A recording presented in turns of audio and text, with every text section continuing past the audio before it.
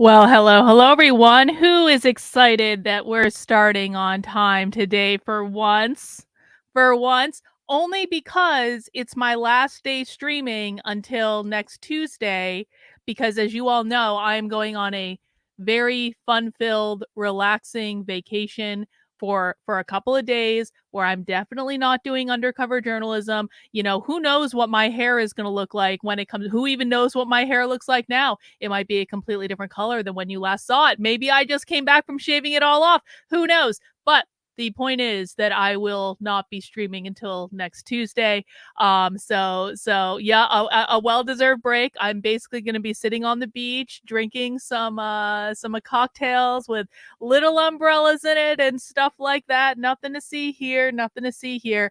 But we do have one more stream before I depart for my grand adventure. And actually, you got this is like breaking news. This is like hot off the presses because about 4 hours ago, a presentation was uploaded to this here YouTube channel from the University of London. Now, we don't actually normally go outside the US, but I'm making an exception with this one because it's about how they're going to queer AI. This is a brand new presentation. Representations of AI, queer representations of AI. AI is something I've kind of been avoiding covering.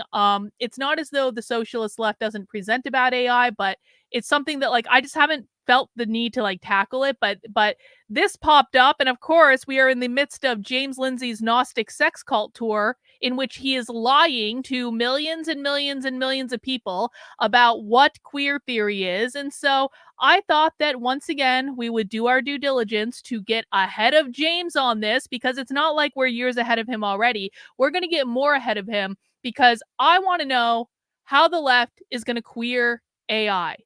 And so the description is, this seminar discusses the interplay between queerness and artificial intelligence, understanding queerness as a way to challenge natural or commonsensical perspectives and norms. We reflect on how such dominant representation structures and representation structure and sustain AI technologies, as well as how to repurpose machine intelligence in critical and even subversive ways. What could possibly go wrong? Queer AI questions the established ideas regarding gender, sex. Isn't this funny?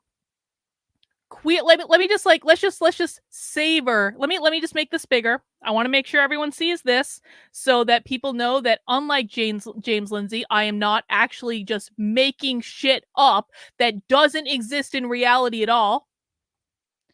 Queering AI questions the established ideas regarding gender, sex, and binary thinking more generally. What does that sound like to you? Does that sound like Gnostic sex cult? No, to me it sounds like they're trying to use AI to abolish the gender binary, because they're literally saying they want to queer AI to abolish the gender binary. But I'm sure that this will be received by the James Lindsay stands as Gnostic sex cult.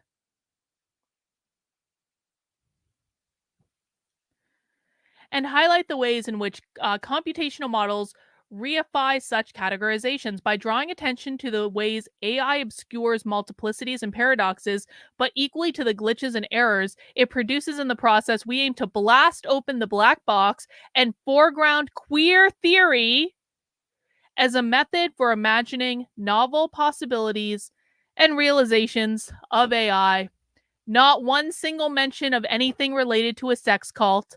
I'm pretty sure we're going to go through this entire hour and a half presentation, and there will be no mention of any sort of sex cult or kids or anything like that, because as we all know, because we watch way more of this stuff than James Lindsay does, Queer theory isn't about creating a Gnostic sex cult. Queer theory is about abolishing the gender binary. Why do they want to abolish the gender binary? Because the queer Marxists believe that capitalism created the gender binary, capitalism being defined as private property ownership, created the gender binary, which put men in the workplace, women in the home, raising the future generation of proletarian workers, doing the unpaid labor to do that in the nuclear family. By attacking the gender binary, they are both attacking capitalism directly and they are also attacking the nuclear family, which the left believes upholds capitalism.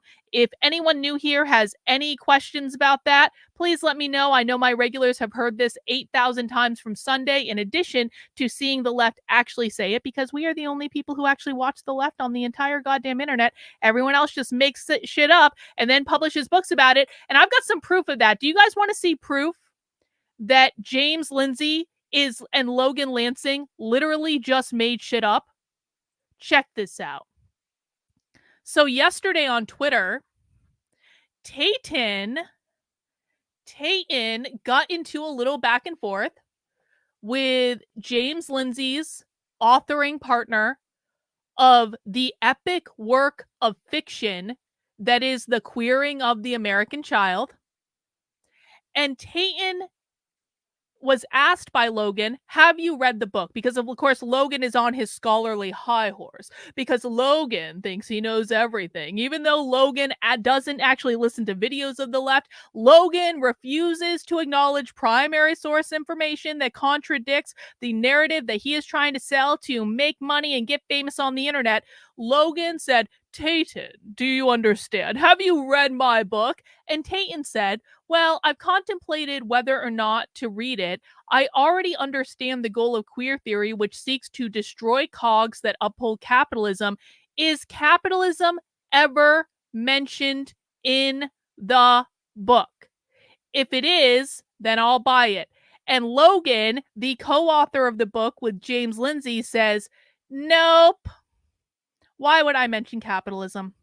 Why would I put myself out there as an expert on what queer theory is and deign to mention capitalism? It's so droll, Tate. Don't you know? Don't you? Everyone knows the left wants to destroy capitalism. That's why we never talk about it. We can't possibly inform parents that the attacks on parental rights are coming because the left is trying to destroy the nuclear family because they believe the nuclear family upholds capitalism. Can't explain that to people. We can't explain that the left believes that capitalism, which is defined as private property ownership, created the gender binary in the first place, which is the basis of what queer theory is trying to do with queering normativity or pushing back against anything normative in this case being defined as things that uphold capitalism.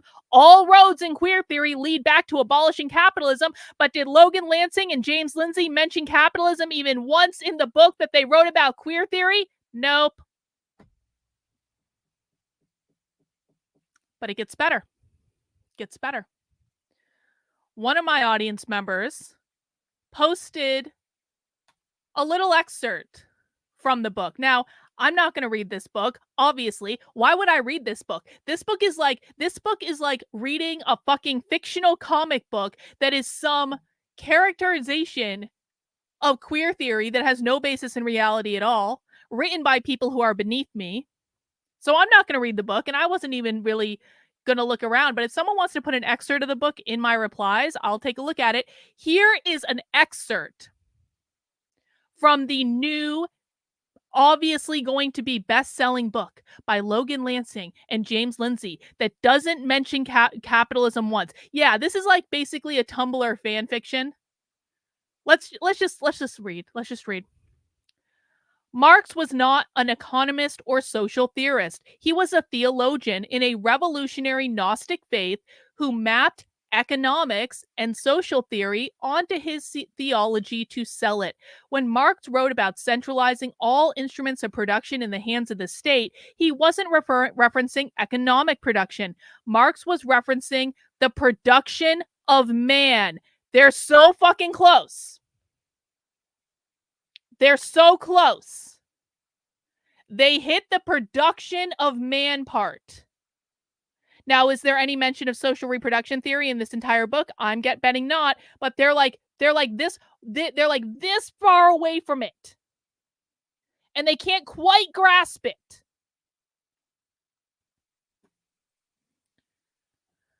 As a Gnostic cult, Marxist theology would hold that those with power of production in society build society, which would make them I don't know how to say that word, builder, creator, artisan, or also prison warden. No, Marx would not have a prison warden. Anyone who thinks that Marx would have a prison warden is like ragingly stupid, because the socialist left wants to abolish the entire carceral system. The woke left does not want prison wardens to exist, but let I digress. For man in that society, Marxism is therefore, as a religion, the aim to seize control of power to become not God, but the socialist God, who, upon contemplating his task of undoing the fall of man, would liberate humanity through an act of self sacrifice, thus actualizing himself as a socialist God. What the fuck does that mean? We have a nation full of parents who are confused about why their kids are all of a sudden going by different names and pronouns. We have activists all over the country who are exposing how gender ideology is pushed in schools. We have families suing school districts for transing their children without parental consent. We have states that are instituting laws that are telling teachers that they cannot tell the parents of the children in their class if the children are going by different names and pronouns. We have upwards of 44% of students in some school districts identifying as genderqueer, gender fluid, non-binary, any of the queer things. And the very best explanation that can be given to them is this is a Gnostic sex cult. Literally. Like, that's literally what's in the book. When we could just be explaining this is a far left ideology that is trying to indoctrinate your children into a cult by abolishing the gender binary. That is what non-binary means. It means no binary. The reason they want to abolish the gender binary goes back to this little thing right here, the production of man, which under the socialist left is actually called social reproduction theory. It's not referenced as the production of man in the real world. It's called social reproduction theory, which says that the nuclear family is the production mechanism of capitalism, which is not even mentioned in the book at all. The production of man means the production of capitalism. That is what that means. And we can explain this to average people very simply in very concise language. But is James Lindsay and Logan Lansing doing that? No. Why would they? Why would they come up with a simple way to explain to real people what is going on so those real people can protect their kids, when instead they could write a flowery philosophical goddamn tryst about a Gnostic sex cult? Pull up Logan's Jacobin retweet today. Hang on, I have to find him. Let me get him on my sock account. Yeah, fucking Dragon Slayer. Fucking like look at this asshole. Dragon Slayer. Dragon Slayer that doesn't even know what queer theory is about.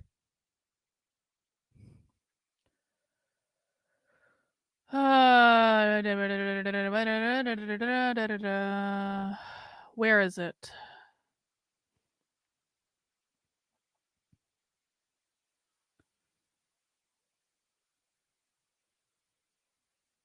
Did I go buy it? Oh, look who New Discourses is retweeting. Hi, Deb. Hi, Deb. We also know that Deb Philman doesn't know what the fuck she's talking about too, but... Oh, here it is. Oh my fucking god. Are you shitting me? Are you shitting me? What?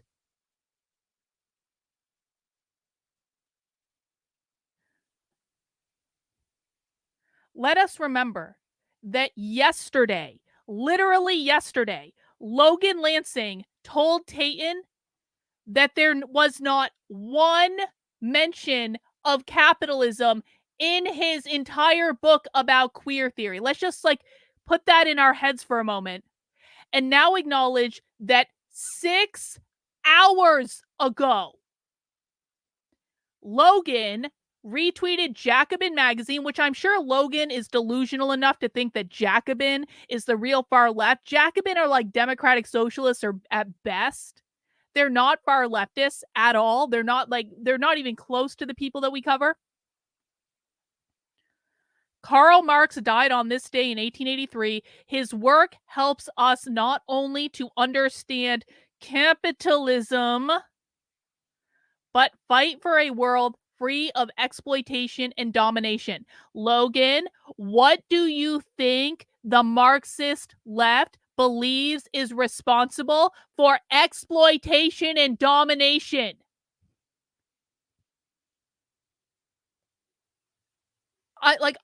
This has got to be a simulation. Like people cannot be this fucking stupid. No, I'm wrong. I'm like obviously wrong. Of course people are this stupid. Of course they are. Of course they are. Of course they are.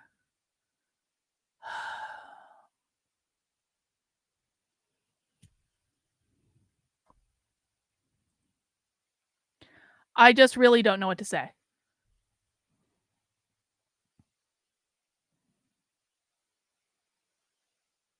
I have never felt more blackpilled than I have felt in the last couple weeks. Seeing what is happening right in front of me with these two morons leading parents right off a cliff. And there's and you know what really just burns me about the whole thing with James Lindsay and Logan Lansing is they're such pompous assholes about it. They really think they know everything. They really think they've seen everything. These people literally just cherry pick academic articles that suit them. They ignore any evidence that contradicts anything that they say. They just ignore it. They are living in a realm of their own confirmation bias. They're very literally like the Beavis and Butthead of this entire thing. And anyone that actually listens to the left knows that. But my God.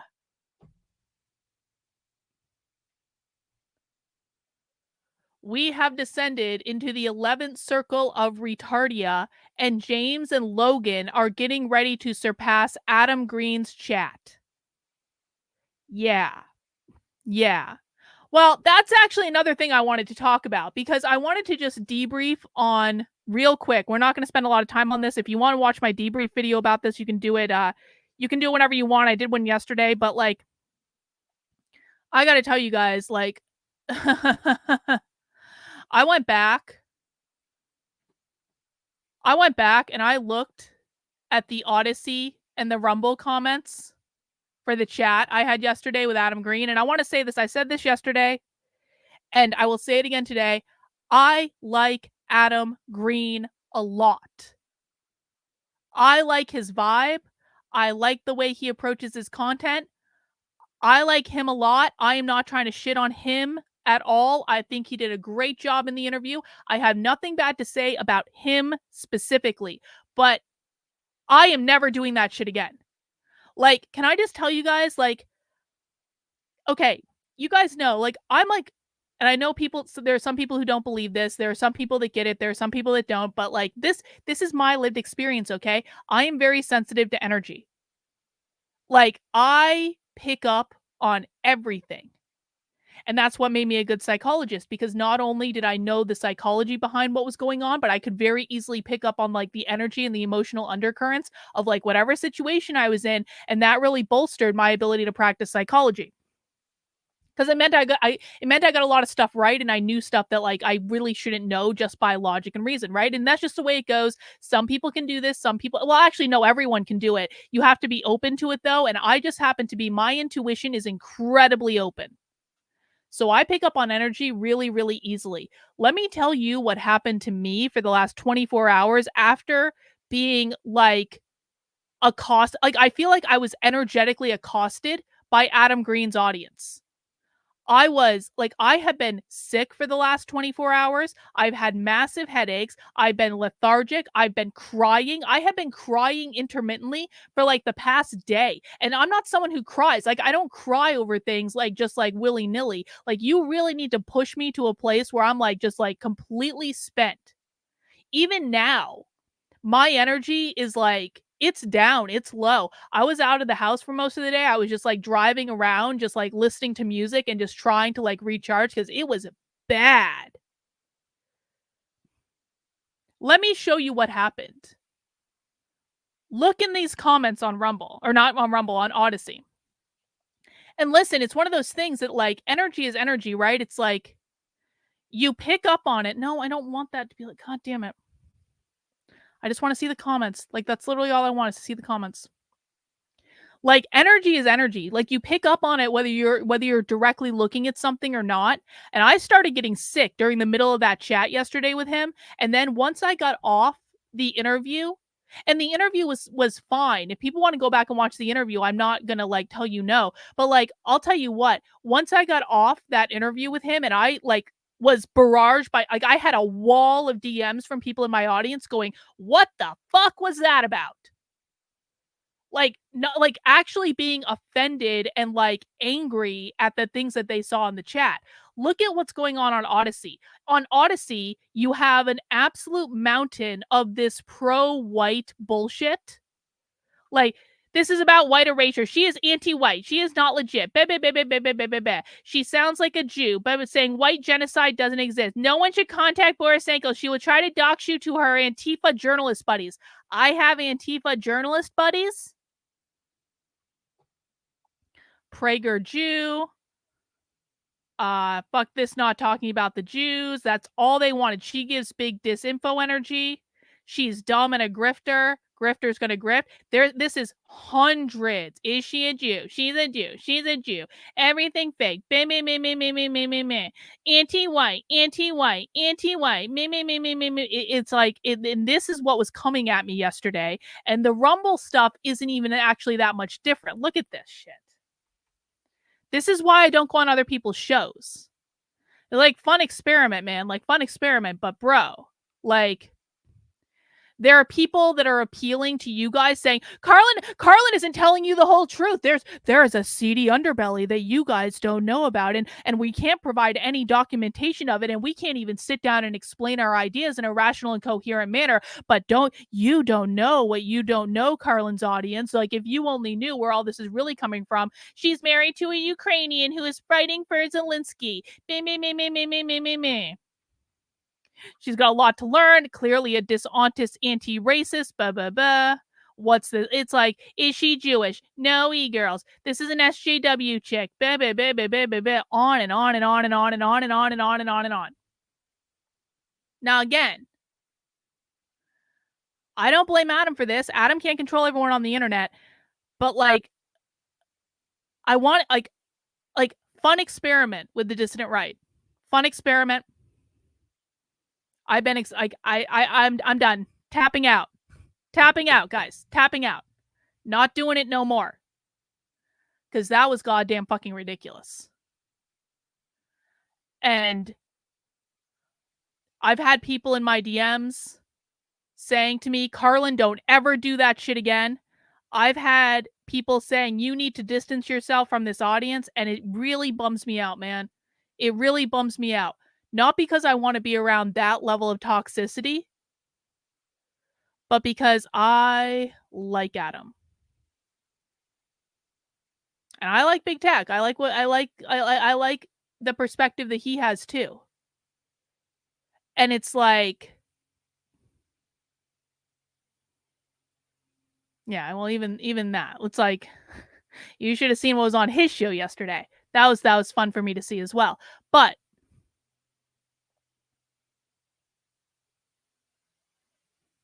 fun experiment. I can't do that shit anymore.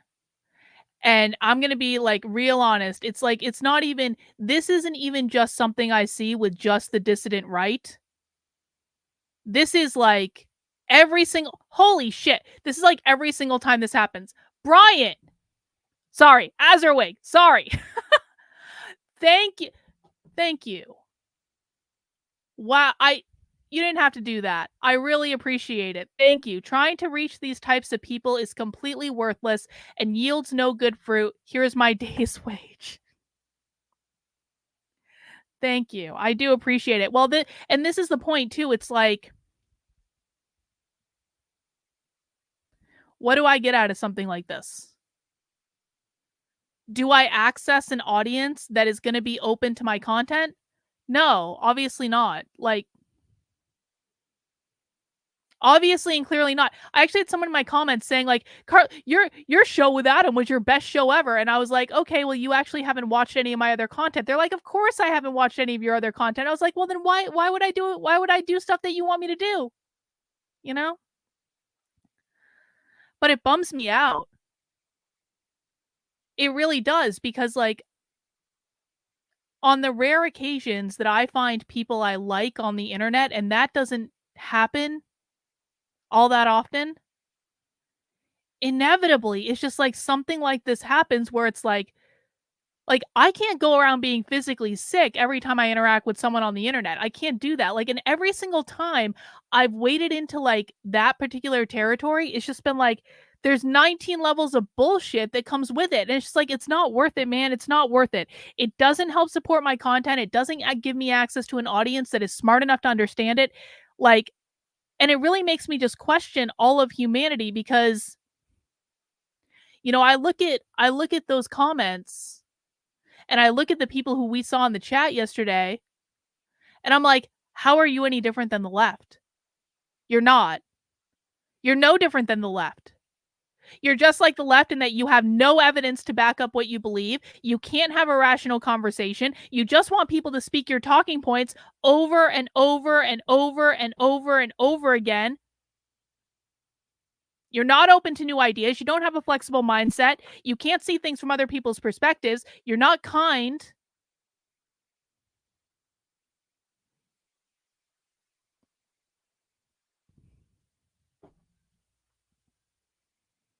So, fun experiment. Experiment over. I'm done. Tapped out. Can't do it anymore. I have too much important stuff I need to do in order to spend time on that ever again. So I appreciate everyone who showed up yesterday. I appreciate the people who gave me positive feedback. Bums me out. I'm really sad about it, but it is what it is. It is what it is. I have a couple other super chats I want to acknowledge. Tayton says, we only debunk James Lindsay on here because we want to win. I mean, that's exactly right. Like, I'm sorry. James is lying to his audience. James, and by people have been asking me, are you going to watch the James Lindsay episode on Joe Rogan? No. I've got other stuff to do, man. Well, James Lindsay is talking about a fan fiction that he wrote about something called like something resembling queer theory but not being accurate. I'm going to do undercover journalism at a gender event. I'm actually going to see queer theory in the real world. James Lindsay can write all the fan fictions he wants. He can go on to Joe Rogan and sell him this Gnostic sex cult theory. Well, James is fucking around and lying to people. I'm going to go into the real world at a real gender event to find out what's actually going on to get even further ahead of James than I am already. So no, I'm not going to watch that Joe Rogan episode. If you guys want to watch it and tell me what he said and tell me all the and like make some clips for me about the particularly offensive moments for you, go right to it. But right now, I do not have time. I'm sorry. I've got more important shit to do. Rottweiler says religious fear porn for the average Bible thumping, knuckle dragging, mouth breathing simpleton who will scream at nothing while the socialists continue. That's exactly right. Indeed, indeed, indeed. Oh my gosh. Naruto, I used a Twitter family app yesterday and Carlin came back as my spouse. I guess I'm the new internet boyfriend. Well, I guess so. Naruto. Thanks for that. Azure Wing, thank you. I think the interviews are good. Just think their audience is either not willing or not intelligent enough to learn and let their preconceived notions go. Well, I mean, it's like, again, I don't have any complaints about Adam in the interview yesterday. I thought he did a great job. That's why I'm bummed about it. It's like someone who he obviously has his perspective and I don't think I convinced him and he certainly didn't convince me of his, but he obviously has his perspective. He was able to have a rational conversation about it. I'm serious when I said that I would read anything he wants to send me, but I'm not putting myself through that again. That was like getting punched in the face. So, and that just makes me sad. I wish it didn't have to be like this. I wish there was actually some level of intellectual curiosity, but there's not. It's just cult behavior. It's like the internet is just full of little cults, and like you figure out which cult you work the best in and which people you want to talk to, and then ignore everything else. And you know, I appreciate it though. Tayton, I now understand why fascism and communism go hand in hand. One is reactionary to identity, and the other is reactionary to a system. That's an interesting idea, Tayton. I appreciate that. All right, guys. Well, we are going to get into queer AI. Thank you again for all the super chats so far. I really appreciate it. Now, I do have a beer for today. Now, it's not something you're going to get to vote on, but we're going to be drinking an Imperial. You guys can't really see what it says. This is called Puzzles and Pagans, and it is a bourbon barrel aged Imperial stout brewed with raspberry and almonds. So I will be drinking today. And this is vintage 2023, and it is 11.8% alcohol. So I'm getting drunk today before I have to pack a suitcase, mother effers. I'm getting drunk today.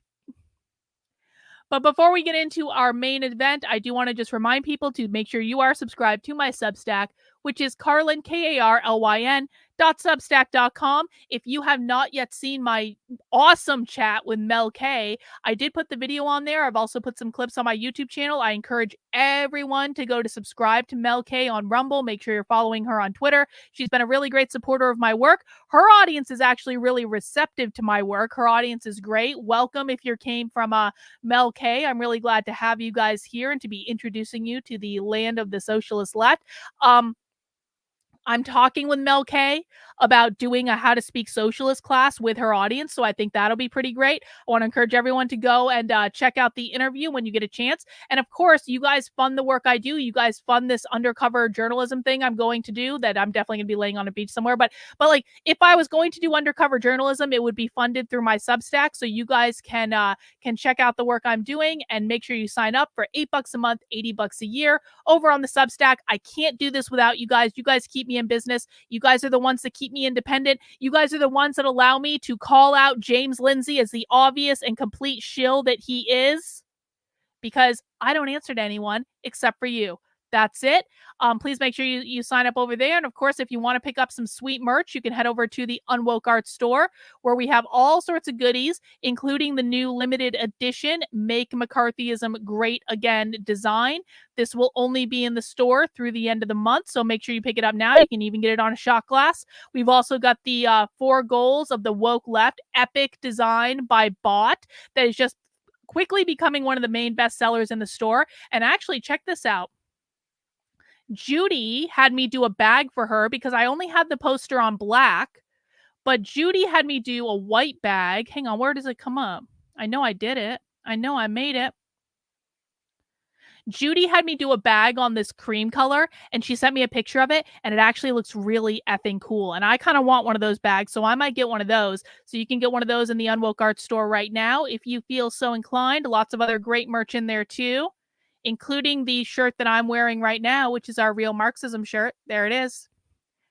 Bing. Awesome design. One of my favorite designs in the store. This one comes in both black and the sick red shirt. It looks awesome in red. I have the red sweater. I often wear it for Socialism Saturday. You can check all that stuff out in the store. And of course, all your purchases do go to support the work I'm doing, and I really appreciate it. Kino, a number of us were there for support and defending you. Rogan always said never read the comments, but at the end of the day, you can't save everyone. I know. And don't think, guys, don't think that I didn't see people in the chat. I did see people in the chat, and I did appreciate you guys in the chat. There's nothing you can do with an audience like that, though. Like Rogan is right to not read the comments, but like, man, when I got, like, again, this is an energy thing for me. I got smacked in the face. I wasn't expecting it. It was my own damn fault. I should have grounded and shielded. I really should have shielded. Like, I mean, my mistake. If I ever actually go on another show again, I'm doing like massive shielding spells beforehand, so I don't take on any of that stuff. But I was having a busy day. I wasn't thinking about it. So I needed to see what happened. That's why I went back and looked, because I felt like I got hit it like smack dab in the face. I've been sick for the last 24 hours because of this nonsense. Like, I can't take on this toxic bullshit energy. I know that sounds weird to people, but I can't take it on. It makes me physically sick. So, whatever. Let's get into our main show. Hang on. I need to make the size of the screen go back down to normal. We are going to be watching a presentation that was just launched yesterday. Not even yesterday, a couple hours ago. This is from the University of London, and we are going to learn about how they're going to queer AI. Trendolin, I wish I could do a full day's pay, but need to save up for my trip to DC for the LP National Convention. Thank you, Trendolin. Very generous. I really do appreciate it. Let me know how you see DC going, because I really haven't been paying attention. I caught some gossip from the Michigan LP and that what's going on there, but I really have not been paying attention to LP stuff at all. But you know, I wish you guys well. I hope you guys get everyone elected that you want. And have fun in DC, man. That's coming right up, not too far away. And I do appreciate the super chat. Thank you so much. Yes, we are basically watching the future. That's exactly right. All right, let's dig into it, guys. Let's learn about how they're going to queer AI.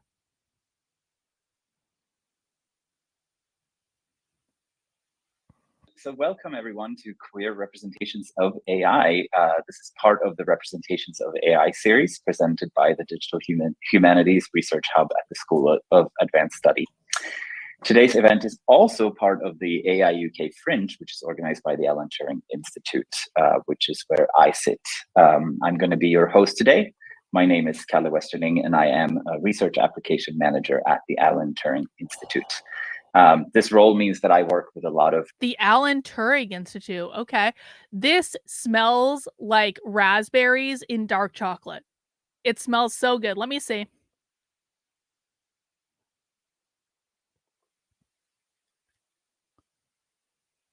That's delicious. Holy shit. That is good. Burlington Beer, I know you're communist. Burlington Beer Company might be communist, but they make a really good bourbon barrel aged imperial stout. I'll tell you what, that is delicious. All right. Open source software packages. I'm helping software developers write interpretable and understandable code, documenting it and centering the end user in that work. So this work is centered a little bit more around AI and data science, but I also have a background in theater history, where I've written extensively on drag and burlesque performance, both in a contemporary perspective and have you? Sort of throughout the long 20th century. So this afternoon, I will be moderating the conversation. Pop quiz for the chat. Why do queer theorists teach kids drag? Why is Drag Queen Story Hour a thing? What are they trying to teach kids with Drag Queen Story Hour? And the reason I ask this is that James Lindsay seems to be really confused about James Lindsay says no one can answer this question. So let's answer James's question. Why do gender ideologists teach kids through Drag Queen Story Hour? What are they trying to do? They are showing kids that gender is performative. They're demonstrating that gender is performative. This is Judith Butler 101. Gender is performative. Gender is performative. Gender is performative. When gender is performative, that means it can change at any time. We got Miss Catty Kate over on Rumble saying gender is performative. Exactly. They're teaching that gender is performative. They're teaching it's like changing an outfit, that you can be a boy 1 minute and a girl the next minute just by putting on new clothes.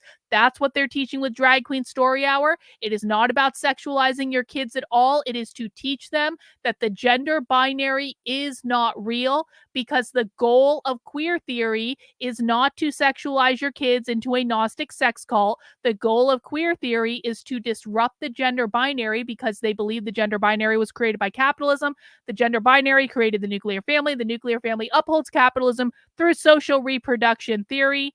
And one of the ways they can attack that gender binary is by teaching the next generation of future proletarian workers that gender is performative. Not only does that disrupt the gender binary, that also disrupts the nuclear family. Lots of correct answers in the chat. Congratulations, guys. Anyone that got it correct is smarter than James Lindsay. Station that we're going to have with our distinguished guests, who you can see on the screen in front of you, hopefully. We will go deep into the relationship between queerness and artificial intelligence. And I imagine that it will be a journey that transcends conventional narratives, challenges ideas about what's natural and commonsensical, and dares to reimagine what AI is or could be through the lens of queerness.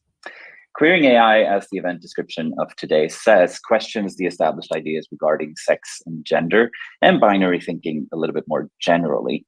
Queerness thrives in the defiance of what we consider normative. It's a quest to disrupt the status quo and to be a Spielverderber, or a killjoy, if you borrow a term from some. Oh, what was that? Queerness is about disrupting normativity? Is that what I heard? Please play the penguin video. Remind me later, Trendle, and we'll do the penguin video later, I promise. Queer theories about disrupting normativity? Really? Let's just go back a little bit. Let's listen to that again, because I could have sworn that James Lindsay just went on Joe Rogan to say that queer theory is about a Gnostic sex cult. Oh, we've got a bidding war. Trendlin, how much will you pay me to... Azerwing says he will give me $20 to not play the penguin video. Bidding war, show me the money. Send me on my definitely a vacation with some beer money. That's all I'm asking. To reimagine what AI is or could be through the lens of queerness.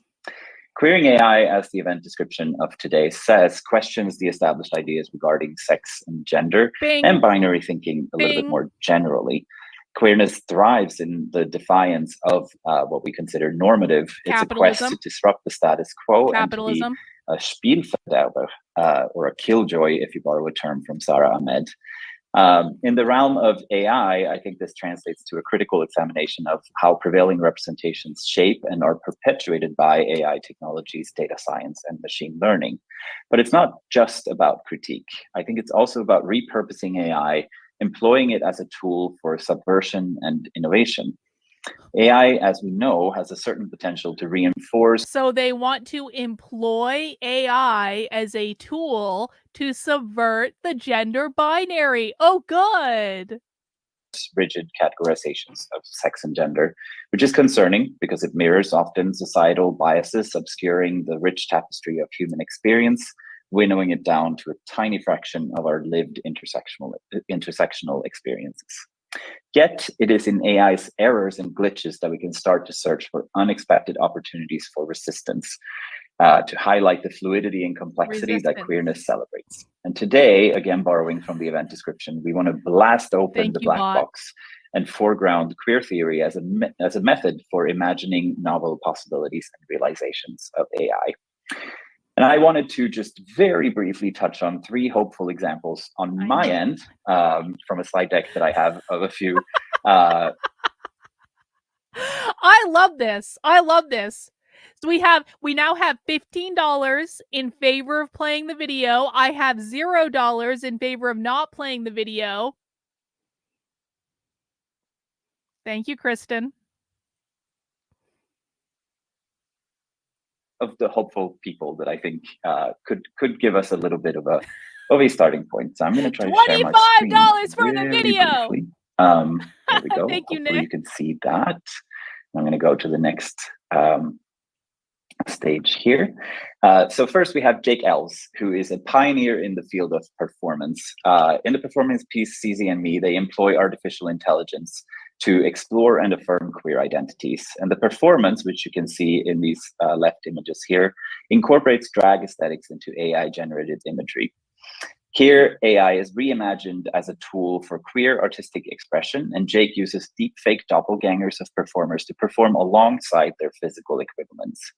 To me, this is a vibrant and playful counter-narrative to the prevailing discourse on AI and marginalization, which, of course, is still very important to maintain. 30 for the video. And I wanted to highlight this because if you want to see more of Jake's brilliance, join the AI UK opening provocation in person or on live stream on March 19th, next week, where Jake and friends will do a performance-based piece. And we can post the link in the chat. I can see if I can do that very briefly, or if I. Yeah, there you go. Kenneth, in for 20 for the video. The video is kicking ass, guys. Kind of idea if you are curious about seeing more of this performance. All right, I wanna just like, let's put a time frame on this because the presentation we're watching right now is about an hour and a half long. So let's give it like around 6 p.m. or so. Register your super chats for the penguin video or not for the penguin video. It seems like everyone wants to see the penguin video. So I'm going to keep this open for another 12 minutes or so. And then the penguin video is way ahead. The penguin videos go like $50 right now. So let's just see how it rounds out. But I don't want people have to like wait for the whole time. Do you YouTube won't take the money? I don't. I'm sorry. I'm sorry.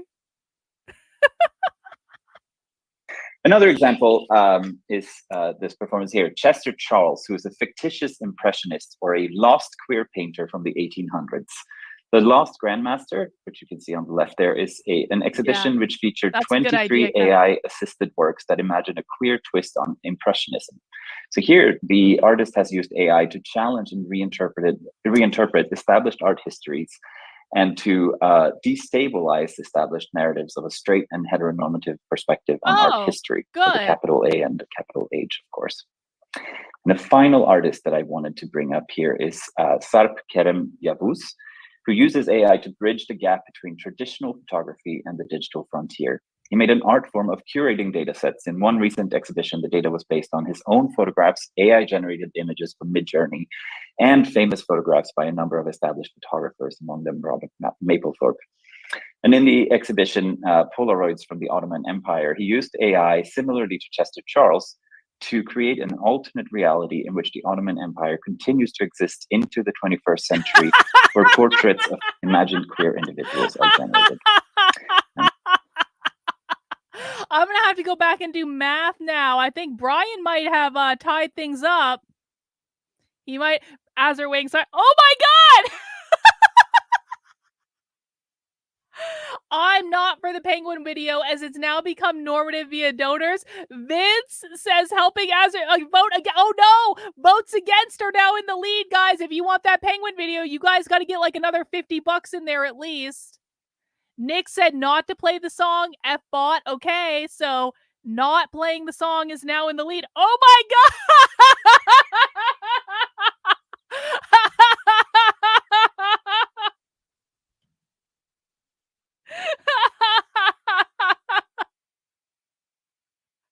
We're going to do this once a week. It's going to be great. I'm sorry, not playing the penguin video is now heavily in the lead. I'm going to need at least $100 from people who want the penguin video now, and you guys got 9 minutes to do it. Yeah, this is per fucking usual. This is all Trendolin's fault. Per usual.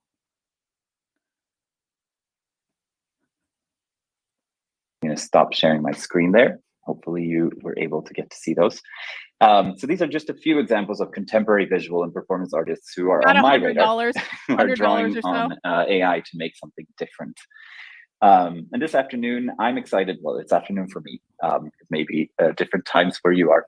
This afternoon here, I'm excited to have with us 4 remarkable individuals, each a beacon in their field, ready to guide us through even more complex questions and intersections of AI and queerness, I'm sure. I will introduce them briefly before they talk. And I, or one of my co-conspirators, I'm looking here at Michael and Casper, Michael Dane and Casper Bielan, who is also on this call, who will post the entire bios in the chat, so you have a chance to read them through in your own time. I absolutely hate when people read my whole bio before I go on, because it's so boring. But it's always very informative, so it's good to have it available. So without further ado, I would love for us to jump into today's conversations. And we're going to start with Dr. Ed Chang.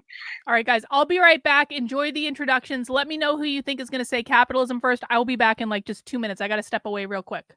So first, I want to welcome you. Ed's research traverses technoculture, queer game studies, and digital humanities. And this afternoon, I think, but I'm not sure, we'll see, he'll reflect on algorithmic bias and other forms of technonormativity, especially in digital technologies that have become naturalized in our world. So the question here is, can AI be queer or be queered? past tense or active tense or something, in light of and in spite of normative and often toxic industry, code, practices, pedagogies, online cultures, commodification, militarization, and so on. And how could queer games provide a window into queering AI? So take it away, Ed. Thank you so much. Thank you to Calais, is that how you pronounce your name? I forgot to ask you. And yes. Michael and Casper and all the organizers, and obviously the institution for hosting this. The questions I posed to you that you just read, I'm like, I don't even know if I could answer these. They're too big. But I will let you in. I think I'll start with just sort of my entrance. So my current work. Thank you, Janet.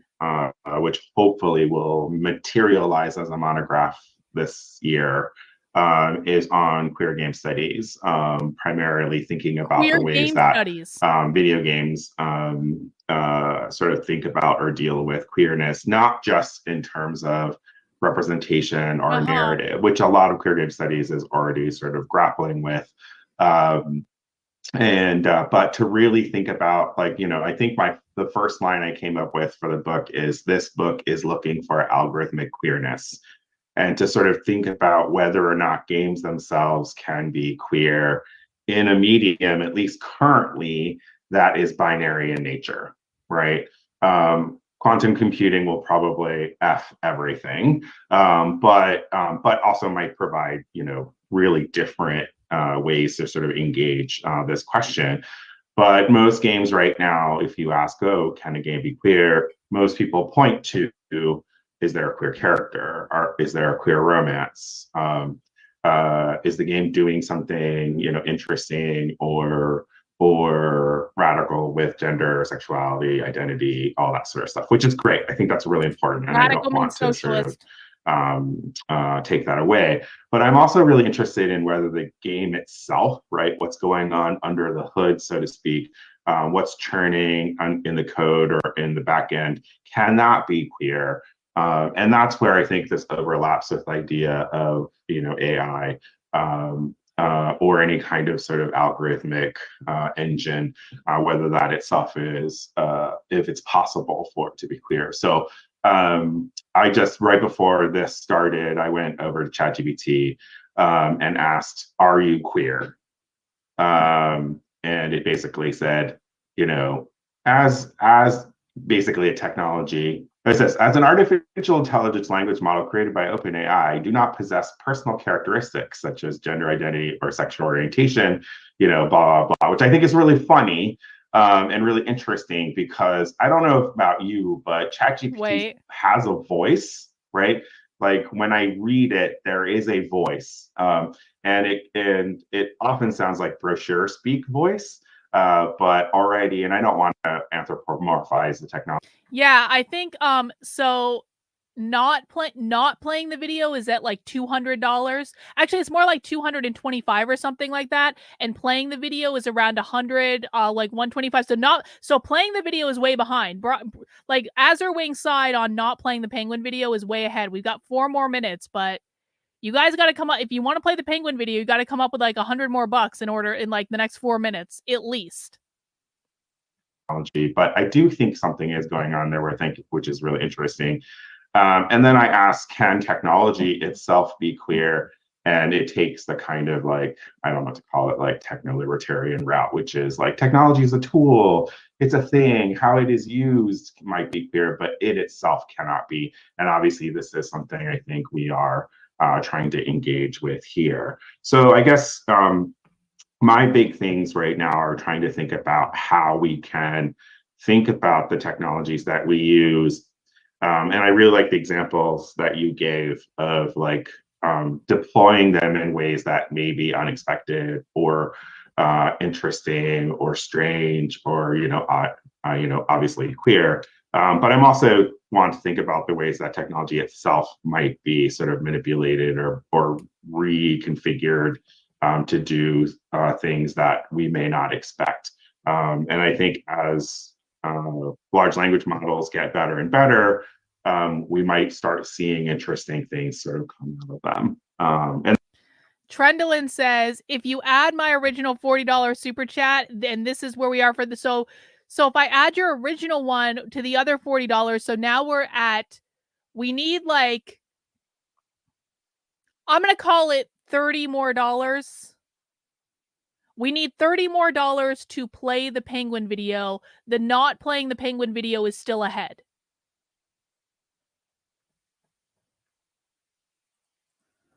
Then obviously one day, perhaps we will have strong AI, or AI that is quote unquote intelligent or 2 aware. more minutes. 2 and I minute think warning. This is where Liz and I overlap. I'm interested in the sort of science fictional sort of representations of AI, because it's often either it's going to save the world.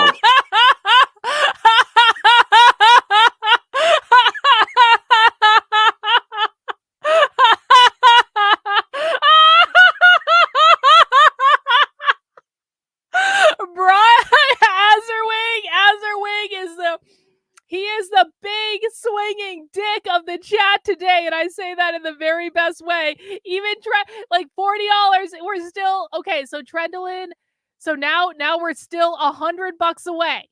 We're still $100 away for the playing the video team. I'm sorry, Trendolin. I'm sorry. Oh no, this is Everyday Therapist. This is Everyday Therapist. I'm sorry, Everyday Therapist. No, not gonna work. Oh my god.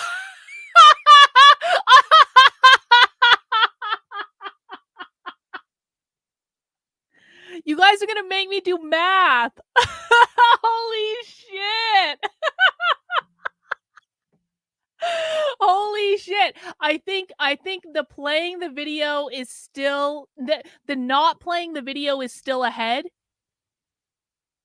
by like $25.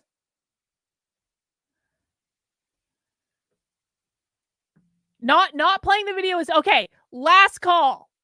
Not playing the video is still ahead by like $25 or so, I'm pretty sure.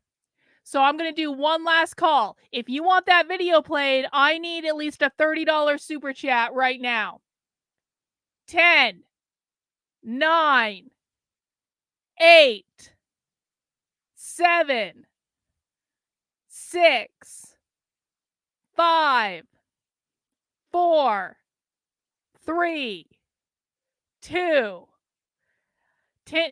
God damn. Shit.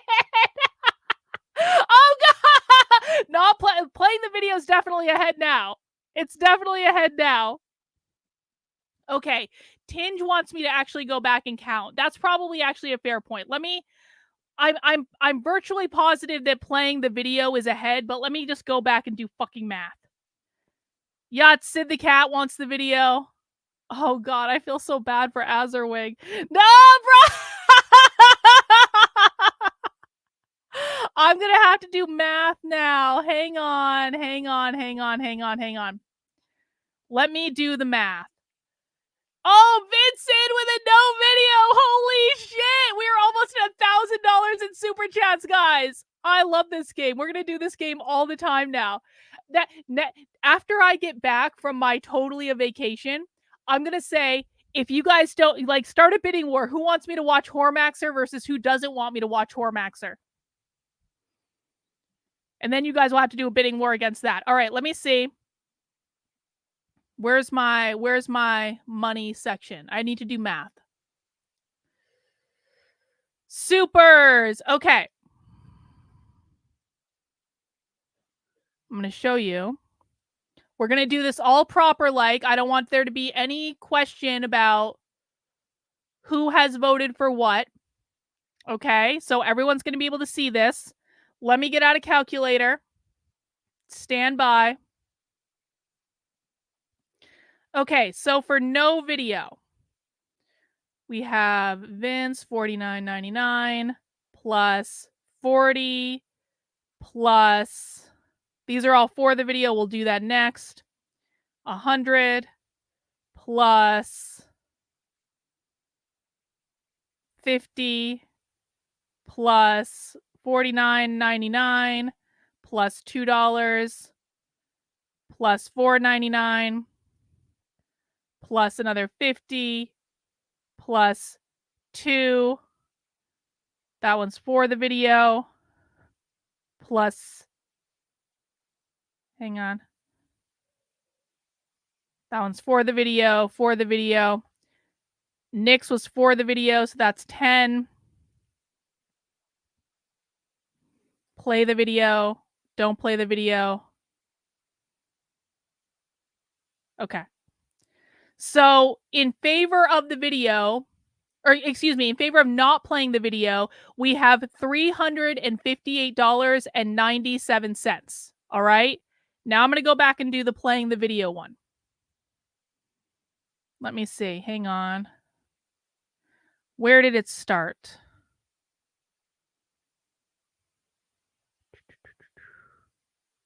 And just so you guys know, I'm not actually looking at the chat right now because... Okay.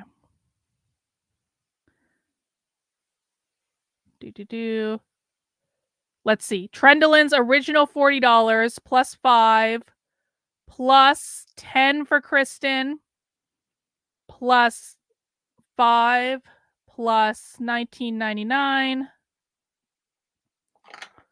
plus $4.99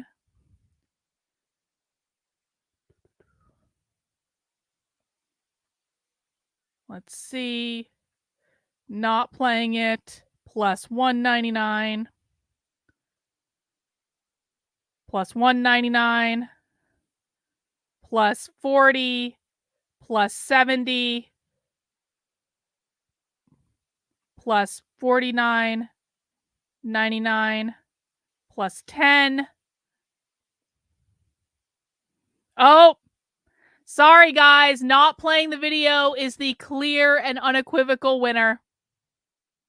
So, wah wah wah wah. Actually, like it turned out to be like $100, almost exactly $100 difference. It was $258.94 because they sent in some big ones at the end. So I'm sorry, guys. Not playing the video today, but there's always next time. But I really appreciate it. I really appreciate everyone who sent in a super chat. That was really fun. And of course, you guys do fund the work I'm doing. All the money goes to that. And that's just like a really nice, I feel really good about that, guys. So thank you. I'm going to buy myself something nice with that money. I appreciate all of you. Let's get back to business. Everyone focus. Or it's going to destroy the world. And I'm interested in there's probably a middle ground somewhere. And maybe if we taught AI to be queer, it might actually make a better world for all of us, involved. So I'll stop there. I have more. Wait. Hang on. Let me put the link in the chat. If you want to go watch the video on your own time, you can go watch the video. There it is. But I want to go back to what he just said. Because if he just said, if we queer AI, we might make a better world. So let's listen to that part again. And I'm interested in there's probably a middle ground somewhere. Thank you. And maybe if we taught AI to be queer, Thank you. It might actually make a better world for all of us, involved. So I'll stop there. I have more, but we can keep going. Thank you so much, Ed, for those remarks. Just to be transparent with everyone, we're trying to get our fourth, or actually our third speaker online, so we might throw around the program a little bit while we're solving for that. But we do have our second speaker here as well, and I'm excited to introduce Dr. Alicia Boyd, whose interdisciplinary approach bridges technology and humanity. Her commitment to integrating reflexive practices in tech development and policy formation challenges prevailing paradigms in AI and machine learning. She urges us to advocate for a more thoughtful, inclusive technological future. And we are so excited to have you here, Alicia. Bring it on. Hi, thank you. That was so beautiful. I didn't do that. It's just like, oh my God, do I really do all that? Because sometimes I'm in my little space and I'm like, ah. So thank you for, spreading that joy and everything. Hi, everyone. My name is Alicia. I thank you for joining and just having this conversation and what this looks like. A little bit about my work. It starts with intersectionality, but really Bing. bridging a gap to what is taking a reflexive posture within intersectionality. So reflexivity, for those who do not know or may be unaware of the topic or the subject, is a concept that requires the researcher to really look and turn on themselves, to ask what biases, what assumptions, what are they pouring into their research. And if we were to take this concept and put it in AI technology, especially on the back end, like Edmund was talking about, what is that? How do those things, for lack of better terms, bleed into our systems and really take on a shape and a form that is harmful to various communities? So taking reflexivity, it's very almost like a nebulous thing, and it's also a little bit of a painful thing because we have to force to be looking at ourselves and how we are contributing to a system when we're building it, when we're constructing it, when it goes into this black box. What is that? What are these things coming out of these systems that cause harm? Usually we'll ask these questions when stuff goes things blow up, when they are sexist, racist, or some sort of hegemony that presents itself. Reflexivity takes us to have a concerted pause at the beginning of this process, and then taking reflexivity along, asking, like, how do we mitigate these stuff before it gets to the general public? So it takes a little bit of a concerted pause. Now, one might ask, like, okay, this sounds awesome. How do we actually implement reflexivity? Well, that is the creative art part of it, where it's going to look different in each of these spaces. And in particular, a queer space, a recent article that was published called Should They? Titled Mobile Biometrics and Technopolicy Meets Queer Community Considerations. Here, that piece was a position paper, which really takes that concerted pause. My experience in a internship where we had to collect data and use accelerometers that are in our phones to ascribe gender. Now it's like, ooh, this is dangerous, because what about those that don't ascribe to any gender? What if it's, something that you're already imbuing your biases onto a phone placement based on ascribing gender? So this was very dangerous. So it made me think about the 1993 movie, Jurassic Park, where Dr. Ian Malcolm, love Dr. Ian Malcolm, who asked that question, like, wait, should we be doing this, creating this technology, because what has anyone thought about the impacts and stuff? Well, that is a sense reflexivity, where you're taking that pause. Now, the movie did not go, they had to go down like a rabbit hole with this, with finding out, hey, this wasn't a good idea. But if we were to dial it back, reflexivity takes the parts of asking questions. What is it about me and my value systems that I want to show in this technology? Perhaps it's more about the process. Are these tools and technologies that we're using that are incorporating into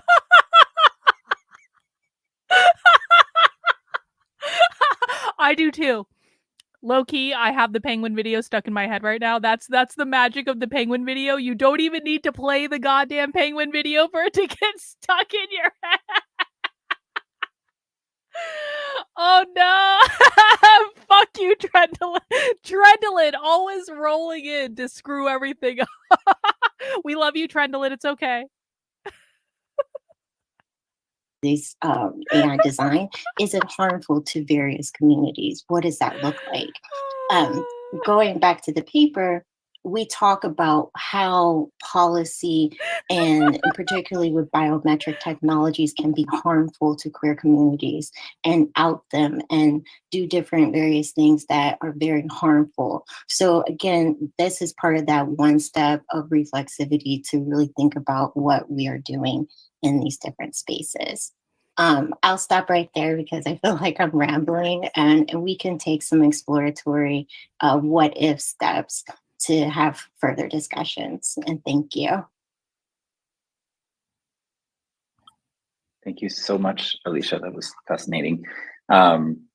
And I'm sure I can't hear applause, but I'm sure there's plenty of applause for both Ed and Alicia on the other side of the 67 screens that I have in the attendee list currently. I do want to remind people before we move on to the next speaker that we do have a Q&A function that we're using in the Zoom webinar. You should have it on the bottom of the screen, so right below me. And if your screen is too small, it might be under a More button. And then there's a Q&A. So if you press that, you should be able to get a little dialogue up where you can type your question out. You can also type it in the chat window if you want to go find it, Tatum. Organizers, and then we will pick it up for you in the Q&A because we're going to get to that eventually. We're just getting through all of the first kind of rambly or non-rambly. They're all listen. I understand that you're trying to convey information to us, but I promise you, we're not going to take the word of anyone just chatting in random stuff. And we're definitely not going to take the word of anyone just chatting in random stuff that has nothing to do with the presentation we're watching. We're here to talk about queer AI, man. We're here to talk about, to learn about how they're planning on queering AI. That's what we're doing today. If you want to send me primary source information or at least a video that can explain exactly what you guys think so I don't have to piece things together in a YouTube chat that has nothing to do with what we're watching, you are more than welcome to do that. But this isn't the way we're going to play today, okay?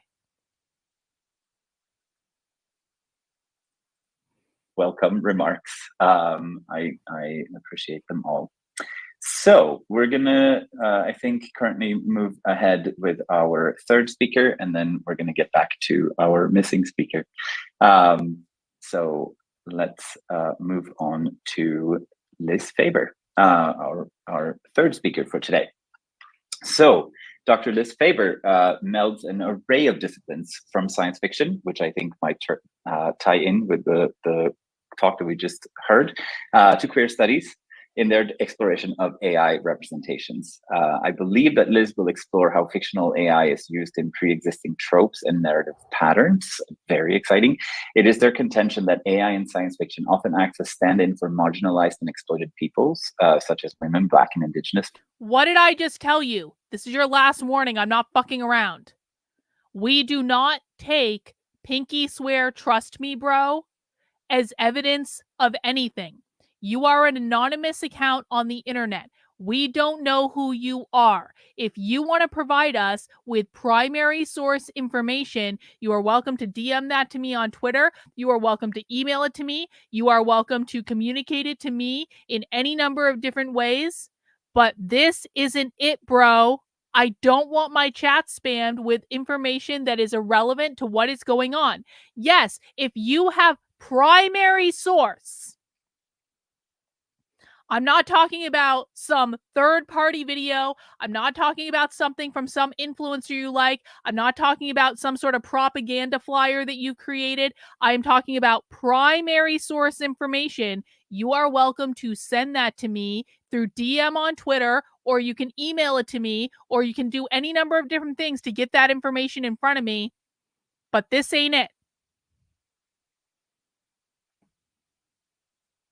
Folks and people of color, for example. I think we've all seen the countless texts that feature robots as slaves. How can we help explore the plurality of queer identities and stories? Could fictional AI be featured in more queer narratives? And can fictional AI be used in a more conscientious way across different media? I'm very curious about what Liz has to say about this. So thank you so much for being with us. Let's go. Thank you. That was a wonderful introduction. That's very nice.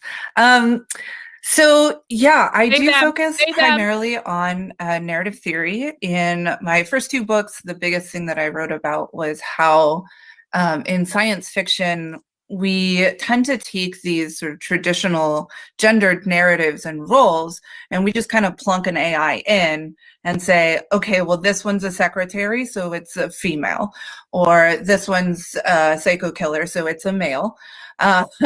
And it plays out those gender dynamics, as well as in the ways that AI interacts with humans as well. So it builds those narratives of human computer interactions into it. So one of the things that I'm really interested in is, through narrative theory, what does it mean to tell the story of being queer or of being trans? As a bisexual, non-binary person, I'm always interested in, what does it look like and feel like and sound like, and what are the stories that show ourselves outside of the binary of male and female, which of course has been historically beautifully rendered through the metaphor of binary code as well.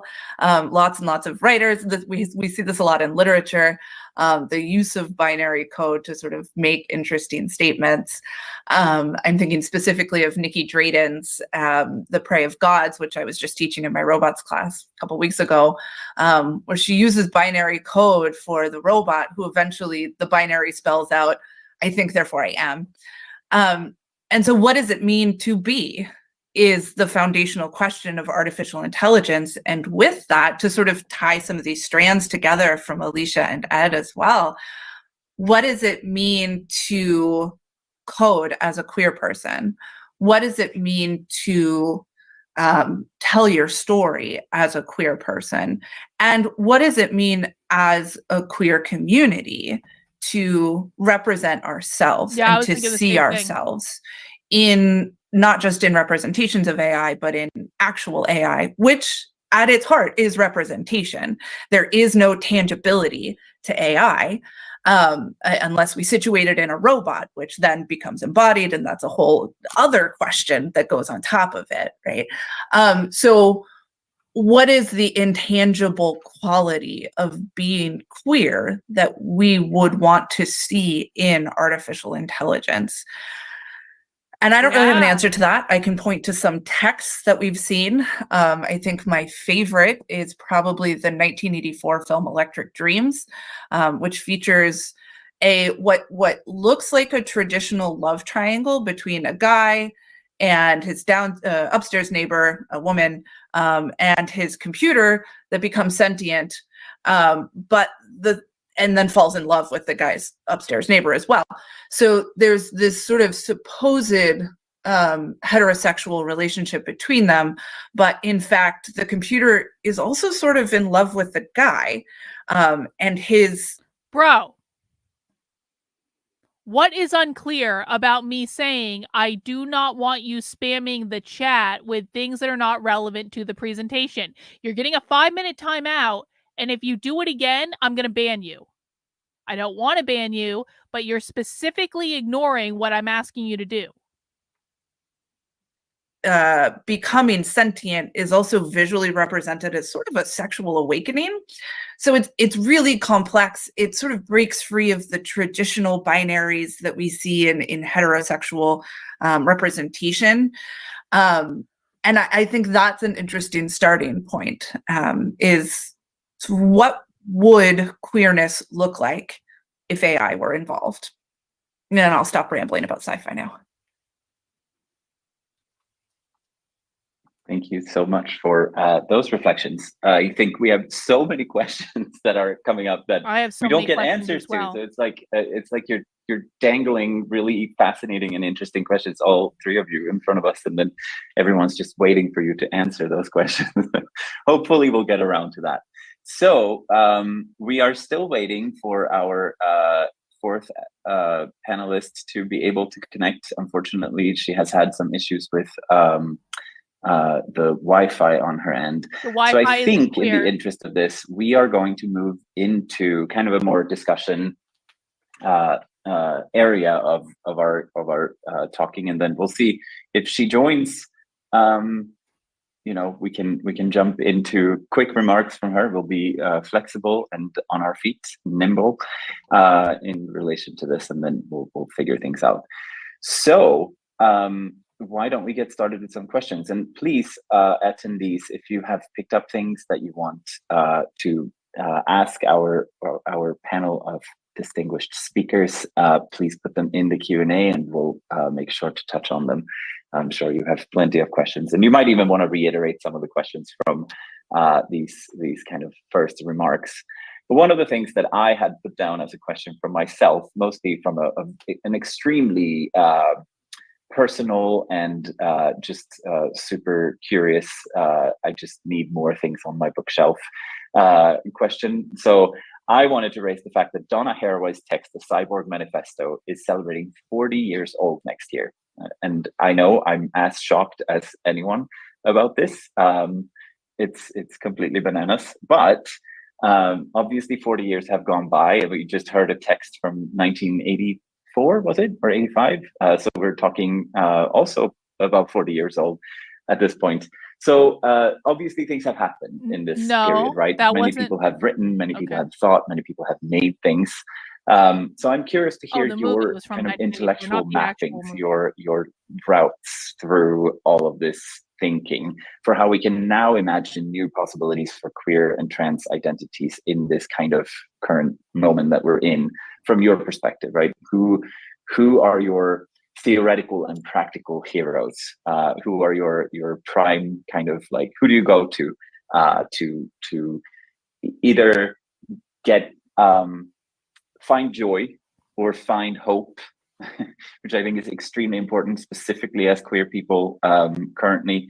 Who are the people doing the good work out there? And who do you keep kind of coming back to? That's what I'm curious about. So I kind of because I'm so curious about this, I would really like us to go in the order of speakers, and then and hear kind of if you have names. I'm sure. Oh no, now I'm being bribed to mute people. But don't bring up that song again. If you bring up that song again, I'm going to mute you for 5 minutes.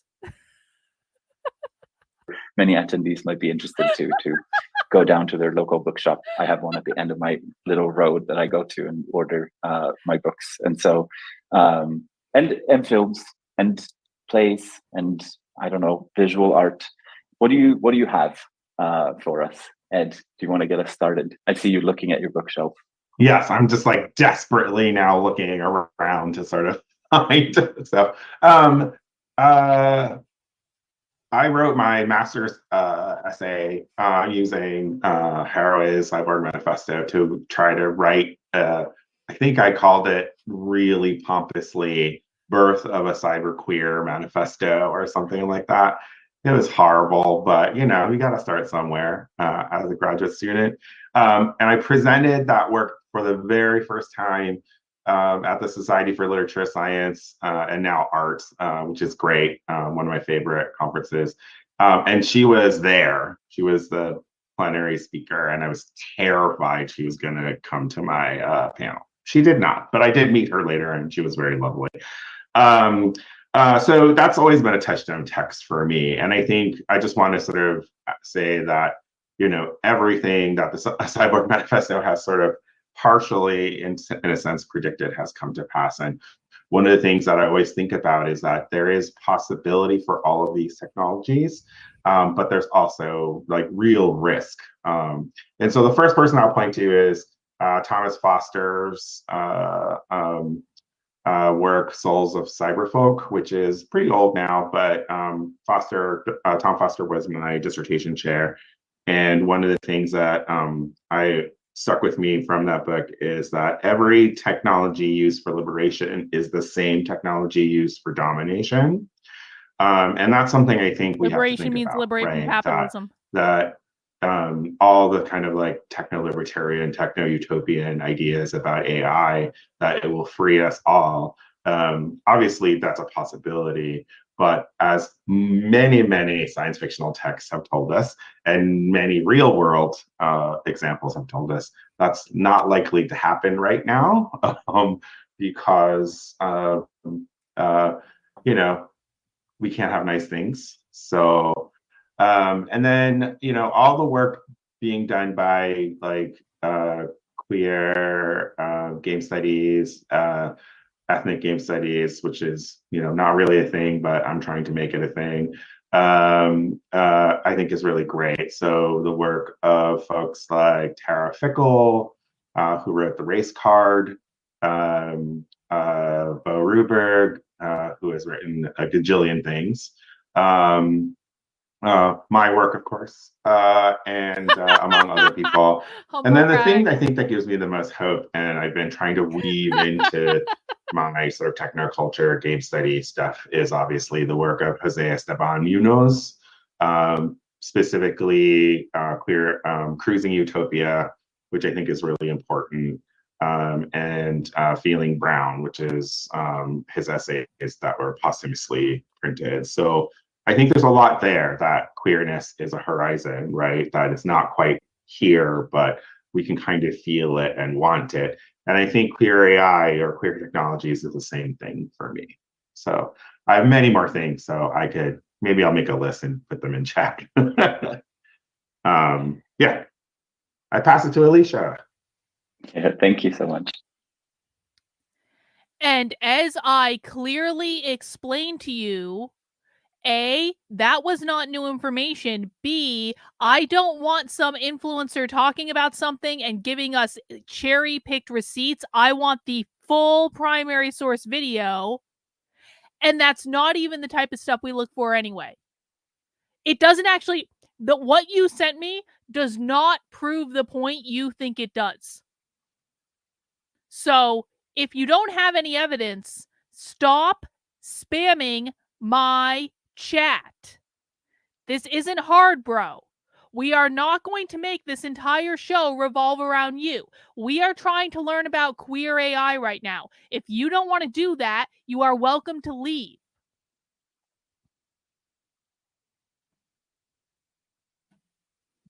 Thank you. So I always want to pay homage to those who have come before traditions. So I would say like Audre Lorde, Bell Hooks, Socialist. starting off with different like their books, because it just challenges like the dominant space. Like, what is it? Where are you positioned in relationship to the dominant space? How do you think about how do you acquire their thoughts and make it to your own? So I always try to read texts that really challenge myself, and how do I get out and explore and do more things than being in my little bubble. So I start with those different types of those two authors. Patricia Hill Collins, especially her Black sexual politics, because it's challenging, again, what is sexuality, what is Blackness, all in this space, especially for a Black woman, which could be transferred to different spaces as well if you work those questions into different spaces. Some other books that I just come across and like, ooh, let me read more, is How the Internet, it's called The Digital Closet, How the Internet Became Straight. That's a really good one. Just to think like, oh my goodness, Yeah, this internet's was totally here before. straight, Look sure. how, patriarchy and straightness and just imbue into different systems. Also, Gender Circuits by Eve Shapiro is another one, just as, again, how does this feed into systems? Another, I've been finding different authors. It's titled Them Goons Rules, Fugitive Essays on Radical Black Feminism, written by Mark. Actually, this isn't even true anymore. Listen, I very rarely go onto porn sites because I think porn is gross for the most part.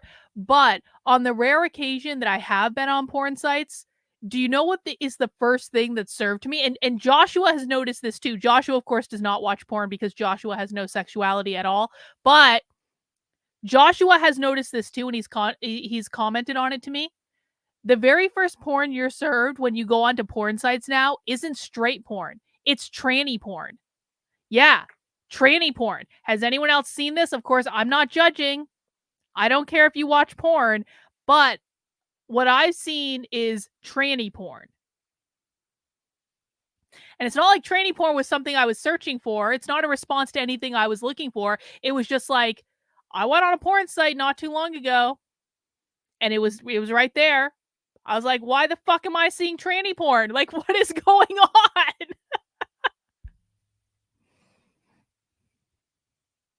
Case they, them pronouns. So really, challenging the structures and systems of power and challenging what this binaryism like outside of that. And again, these are where some reflexive questions can come up, just to sit there and explore, but also just sit with the uncomfortability of it and ask yourself what is resonating with you. Again, going back to that concerted pause that we can do with ourselves, saying like, what's coming up? What are some things that perhaps I need to deeply explore, journal about. When I read these texts among others, that's where I start with. Like, how can I grow further as a person, as a, individual, and not be afraid to look at myself in the mirror and to walk with a boldness and a firmness in the complexity that I bring into different spaces. So, and I will give it over to Liz. Thank you. Yeah, I want to echo what Alicia was saying too, that we can't do this without an intersectional understanding. So a lot of what I go to comes back to disability rights, to race, critical race theory. My immediate thought as Ed was talking was Audre Lorde's The Master's Tools will never dismantle the master's house, right? So how do we balance that with technology as well? A couple of things. I am on spring break, so I don't have my bookshelf. I'm not in my office, but just kind of off the top of my head.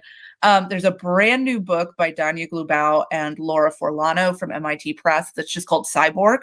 And they do an entire chapter MIT sort of taking Cyborg Manifesto to task, and thinking about how it contributed really wonderful things, but is often really reductive, particularly in terms of sexuality, but also disability. That's a big focus of their book. And I think cyborg studies is really interesting in the way that it intersects with disability studies.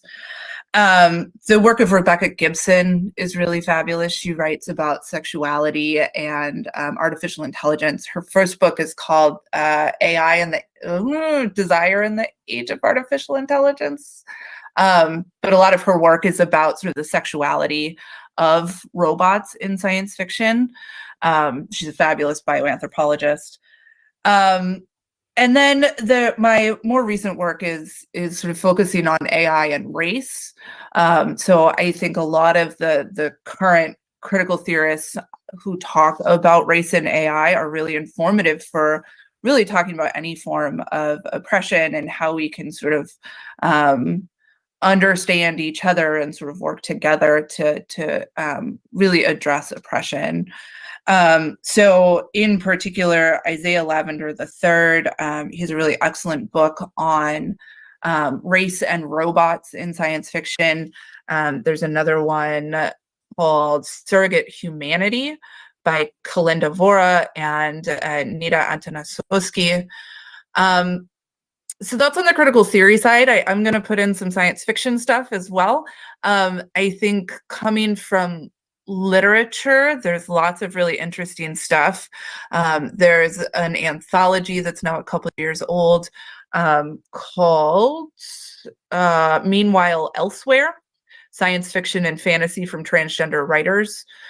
It's not entirely about AI, but there are some stories in there that sort of get to cyborgness and disability and transness and sort of how those things function together.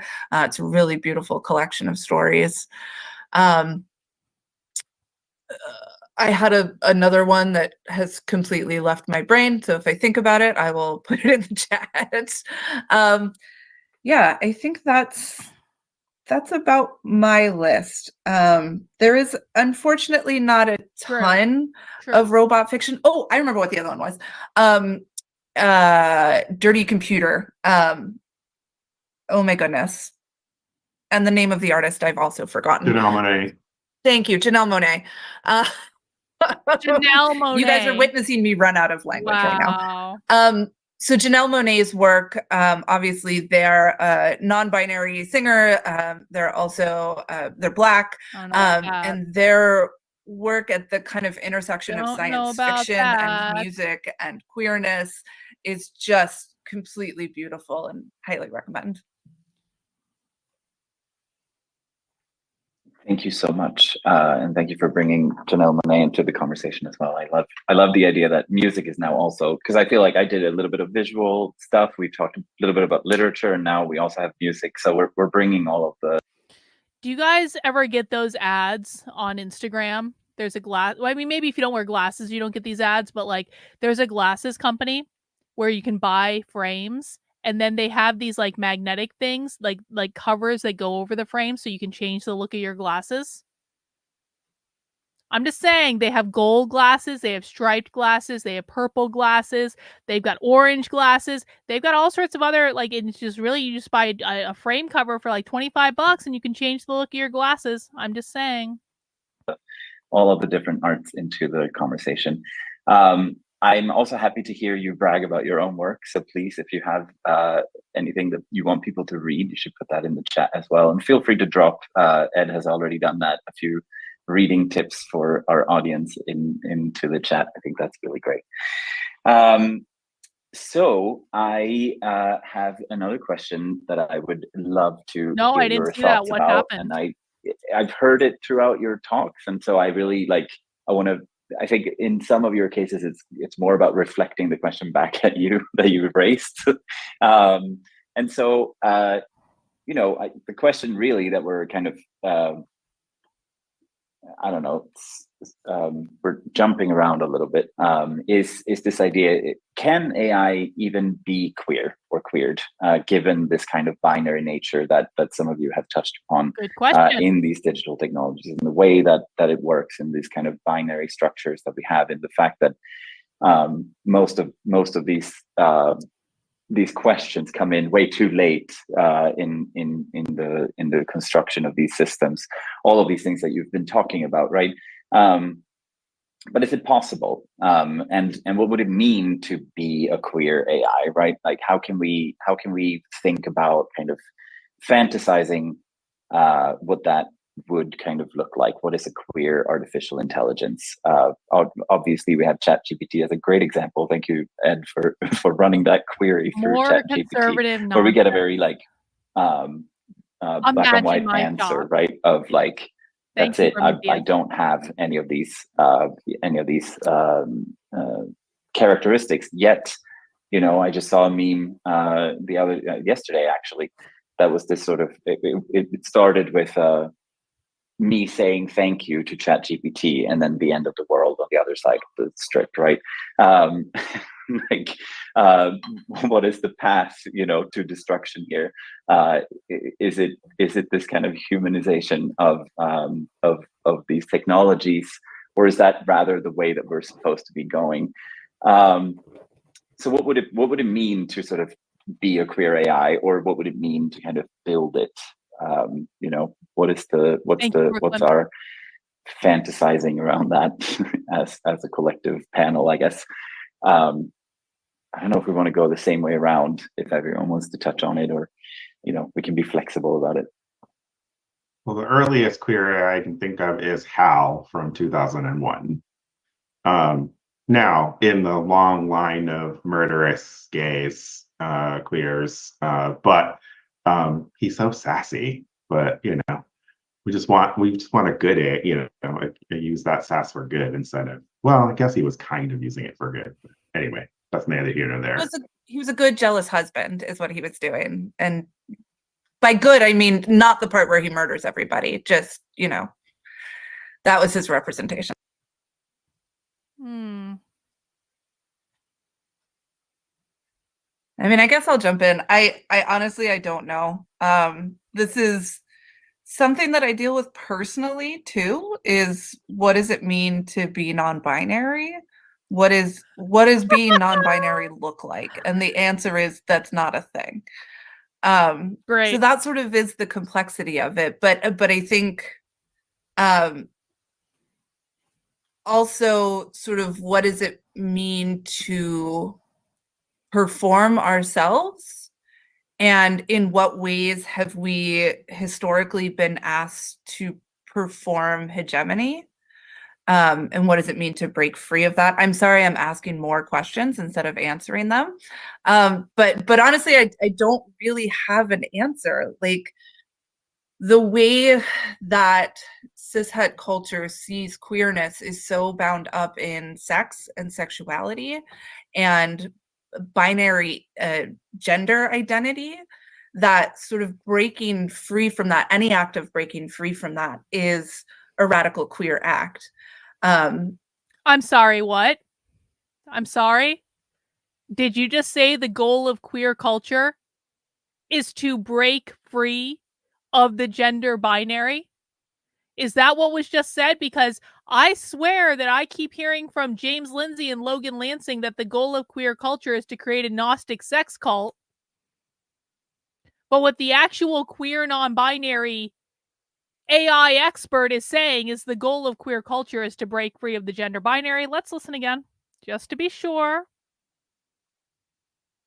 To break free of that. I'm sorry, I'm asking more questions instead of answering them. But honestly, I don't really have an answer. Like, the way that cishet culture sees queerness is so bound up in sex and sexuality and binary gender identity, that sort of breaking free from that, any act of breaking free from that, is a radical queer act. As a reminder, for those of you who will be watching the clip I'm going to make from this later, the socialist left believes that capitalism created the gender binary. That's why queer Marxism has the primary goal of eliminating the gender binary, creating a world of non-binary people. We're watching a non-binary AI expert talk about that right now. This person is non-binary, pronouns they, them. Non-binary means no binary. That's what that means. This is not about a Gnostic sex cult. This is about abolishing the gender binary, which means men and women, and creating a world of they, thems with orange glasses and shaved heads, like we're seeing right now. And so then really the heart of the question is, what would that look like to code it in? Is it just getting more data so that you have a broader output, right? Or is it, I don't even know what an alternative to that would be. Go ahead, Alicia, if you had a thought. Oh, yeah, just going from that, there's a lot that's wrapped up in like opposite of difference. Like, what does that look like? And I don't think that we as a society state can, there's not like, not saying it has to be a word for it, but there's not enough encouragement to say, just stay there. Like, let's think about this. What does this look like? Because again, like you said, it reminds me of like Audre Lorde, you know, we cannot dismantle this house that's already built for something else that wasn't meant for us in this space. So what does it look like when we don't use those tools and come over to a space and create that itself? And I think that's where we can start asking ourselves, like, hey, you know, what does it look like to do this differently and not insert this? And I'm using very vague language because, you know, you don't know really what it looks like. It's like exploratory time to try to tinker and see what that looks like.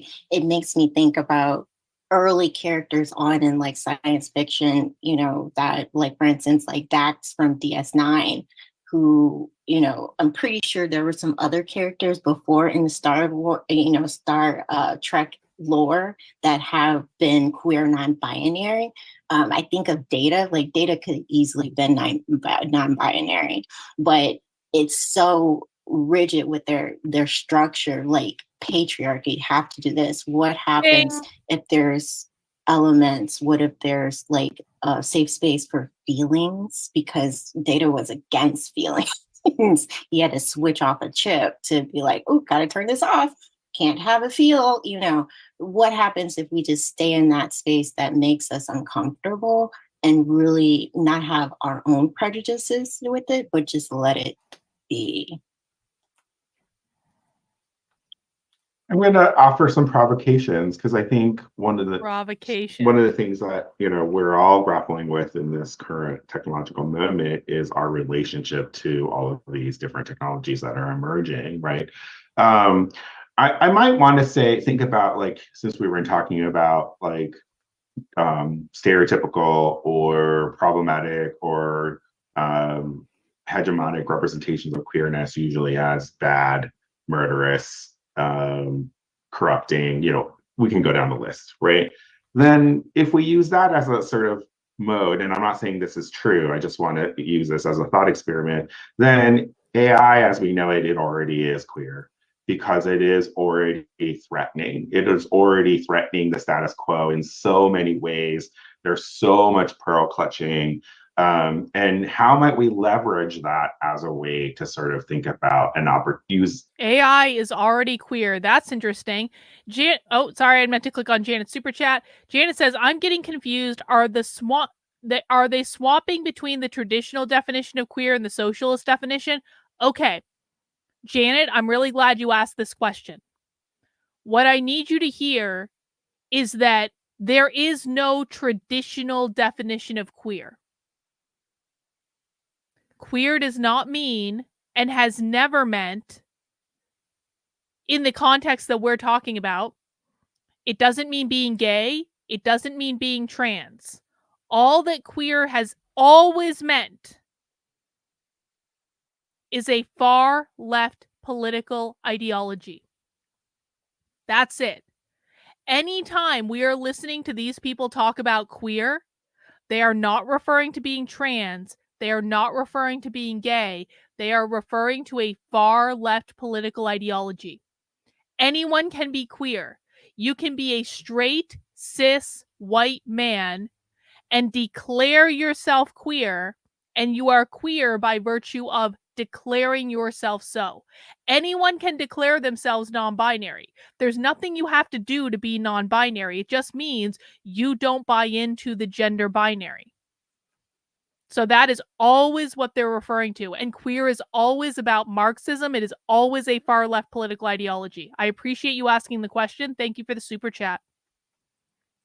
Use that as an opportunity to intervene in our relationship. And that's not to say that technology, I mean, there's so much algorithmic bias and all of that sort of stuff at work. But I'm really fascinated because we don't know what AI looks like without, let's say, ChatGPT, for example. We don't know what ChatGPT looks like without all of the guardrails that have been put up. I was really surprised that it answered the question, are you queer? Because that seems like one of those words that are like, I can't talk about that because, you know, it's bad.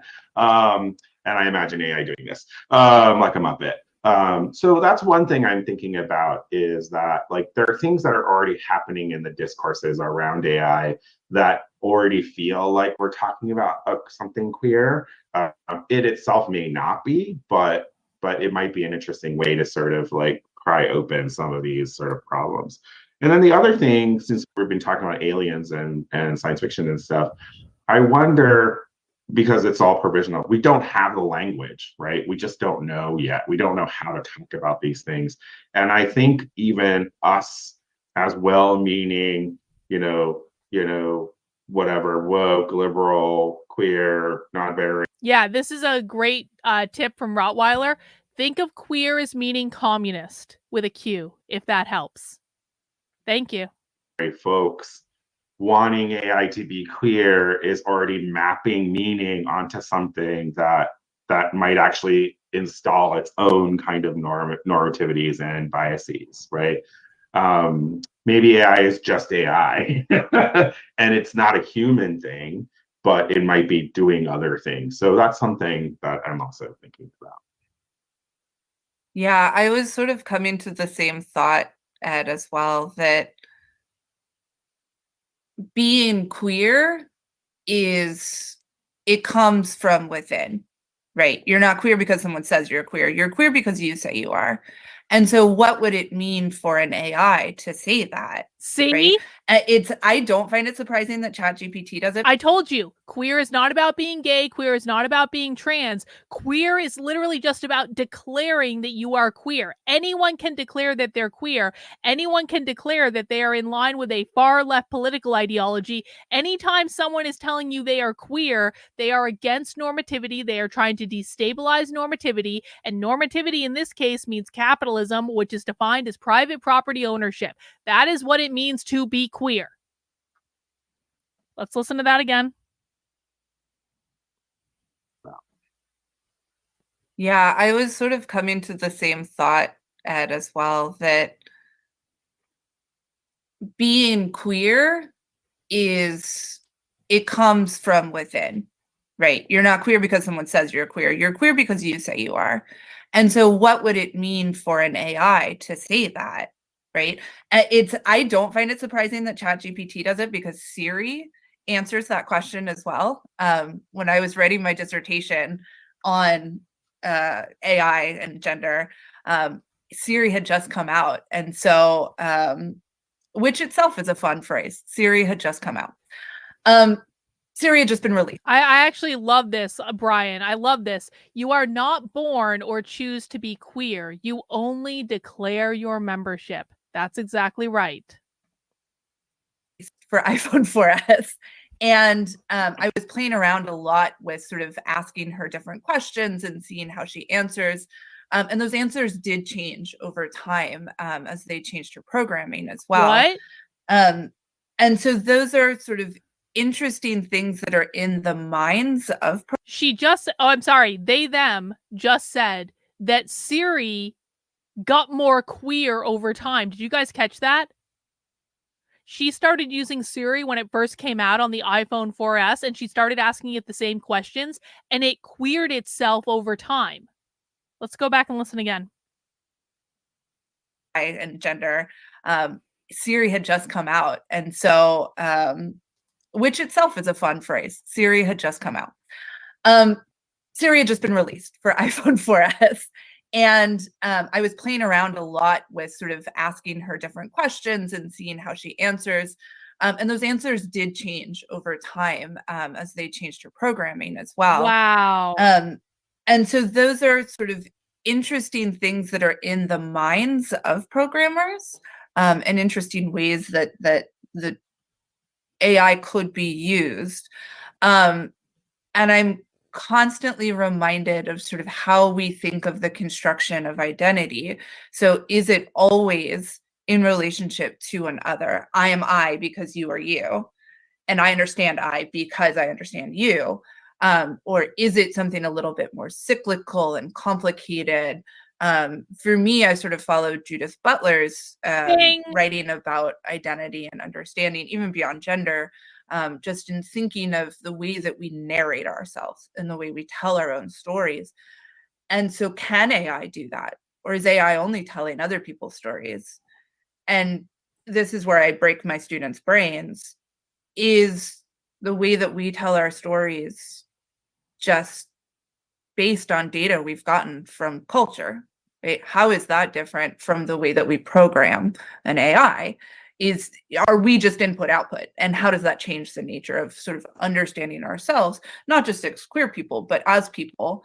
And I think the thing that's frightening about that is one of the things that is frightening in science fiction often is if we're just machines, is just machine a real thing, right? Or is understanding ourselves, are we understanding ourselves through working these points out about artificial intelligence? Are we going to come to a better understanding of ourselves by figuring out how queerness is articulated and told through something that's artificial. Again, I'm asking add that and answering. even as we're wrangling, going back to the Audre Lorde problem, right? That we can't dismantle the master's house with the master's tools. And that's really important to sort of think about. And at the same time, even if identities are socially constructed or whatever, there are still real world, real lived experiences, consequences to those things. And so we also have to engage the master's tools at the same time we are trying to create other tools, or maybe tools in house are not the right metaphor, but it might be, something else. And I don't know what that is. And also gets us back to mind-body dualism, right? You kind of can't escape Descartes in this as much as we want to, because part of queerness is embodiment. And can queerness exist without embodiment is a big question. I don't know that it can. But then also a lot of my work questions whether embodiment is really just having a human body, right? If we're really going to talk about cyborg identity, what does it mean to be augmented with technology? Is that still a body? And I would say yes. So I think that sort of also has to be taken into account, is what is the embodiment of queerness, and how does AI embody queerness? But you're right in bringing up Descartes. I think it's really an interesting way of doing it, right? I mean, because that's kind of going back to the Cyborg Manifesto to some extent, and also that placement in kind of animal studies and coming from that perspective, right? Like this idea of like, okay, so what if we transplant the pig heart, right? Like what happens with, like, we use it as such a metaphor for what is a human. Well, I love you with my whole heart, but what if it's a pig heart? Like those are questions that they sound so far-fetched, but they're so connected to what we're talking about after all, right? I wanted to throw into the mix here that in advance of today, I obviously did some research on like what is queer AI, right? And some of these artists are the people that sort of came across my radar and I already knew about. But there were some others that also came up, and there have been sort of clinical studies done on LLMs that have been retrained for purposes. I know one of the important ones that I found was Crisis Contact Simulator that was developed by the Trevor Project that emulates potential conversations, callers to the helpline, right? They have a support helpline for people who are experiencing loneliness and despair in their queer identities. And so it emulates conversations. I think it was first called Riley and then Drew. So they were fictional young people in their early 1920s residing in California. So like very sort of US centric. Riley and Drew to me sort of really rings of like you have this vision of some, Well, yeah, Heidi, because once you fully embrace the queer identity and you become a true believer of being queer, you're going to start to queer your appearance, because queering is about destabilizing normativity and going against what society expects of you. So of course they look weird. This is why all queer people look weird, because their goal is to destabilize the norm. That's how you know they're true believers, by the way. Like, there are useful idiots that think of themselves as queer. There are a lot of like just like gay men and lesbians who think they're queer because they think they're reclaiming a word that used to be used against them and all that. Usually those people look normal. It's the true believers who actually end up queering their appearance. In fact, if you read the book Transgender Marxism, which I'm going to try to read more of on my definitely not a vacation. If you read the book Transgender Marxism, they actually talk about like queering your appearance is a way of committing yourself to the ideology. It is a physical manifestation of the ideology. Young, white, gay in California, right? Like it's a very kind of stereotypical thing, but it's been used for training counselors, and there haven't been any clinical effectiveness studies of that yet, but there are plenty of other examples of that. And it's just evocative of what you're saying, right? Like that there's this like I think Ed, you said you brought up the guardrails of ChatGPT, and it sort of makes me think of the importance maybe of having an open source ecosystem of models here, right? Like this idea of like we can't have one model fix all. But then on the other hand, I've also heard of plenty of people who have tried to run these sort of local models of whatever, like, open source alternatives we have for ChatGPT, and they are spewing out things that you definitely don't want to see or be in touch with. And then on the other hand, you have these, LLMs that are specifically trained to do this type of training counselors, or it's even been, used in Brazil. I know there's a chatbot that was called Amanda Selfie, that was trained on gender neutral language, that was trying to increase PrEP uptake and reduce exposure to HIV, and had a study done, a 3-stage study done, that concluded that it did increase it, but only very little. So there are these things, right? Like, but is it queer, or is it, like, this is sort of where the question for me lands, right? Like, because like you're saying, Liz, the only exposure. Tayton says, AI will be queer just like K through 12, universities, and other institutions. Of course it will. Of course it will. That's why we've got to be judicious about the AI that we're using, because you trust some people more than you trust other people. I appreciate the super chat, Tayton. Thank you. Just to give people an idea, I am $28 worth of super chats away from hitting $1,000. So thank you guys for the little bidding war today. I do appreciate it.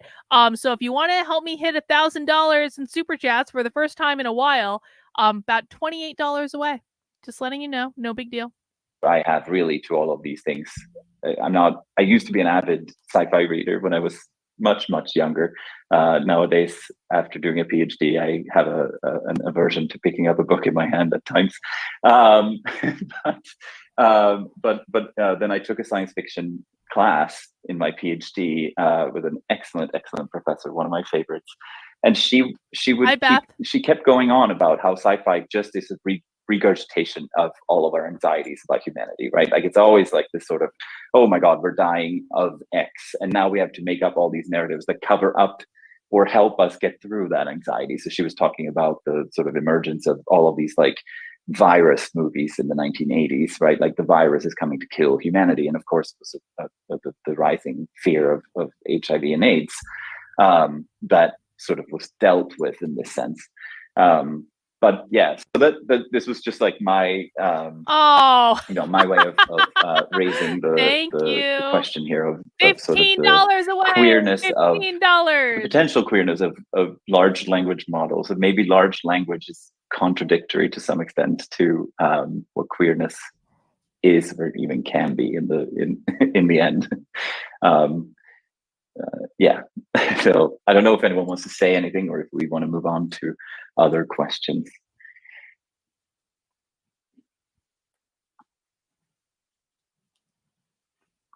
I'm going to quickly put in a plug for Karl Čapek's Rossum's Universal Robots from 1920, which is about Thank you, Benjamin. a robot uprising. Away. Spoiler alert, the robots kill all the humans. But to sort of echo what you were saying, Kale, is like, that's about labor rights. It's very much entrenched in the Soviet Revolution and everything that was happening in the teens and then into the early 20s, and that is what science fiction shows us. And so that's part of what. Yo, Beth with the win. Thank you, Beth. Thank you. We have hit $1,000 in super chats. I appreciate you guys. Thank you so much. Bot says, can I mention the animals in the future? Yes, just not anymore on today's stream, Bot. I will time you out. Terry, thank you for the super sticker. Thank you, guys. This is so unexpected, and so makes me so happy. I feel the love. Thank you guys for your support. I really appreciate it. Why I'm so interested in the way that we tell our own stories. But again, this is something that queer theorists have been grappling with forever, is what are our stories? Dragon Tail. Please have kick-ass Imperial Stout for me. We love our doc. Cheers, guys. This is a kick-ass Imperial Stout. I'm getting a little drunk, if I'm honest about it. Just a touch. But cheers. Thank you, guys. And yes, thank you, Trendolin, for starting trouble in the first place. I appreciate you, and I love you. What does that even mean? And as Ed was saying, the second we define it, is it no longer queer? Right? Because we're situating it into sort of a set of information that's necessarily binary.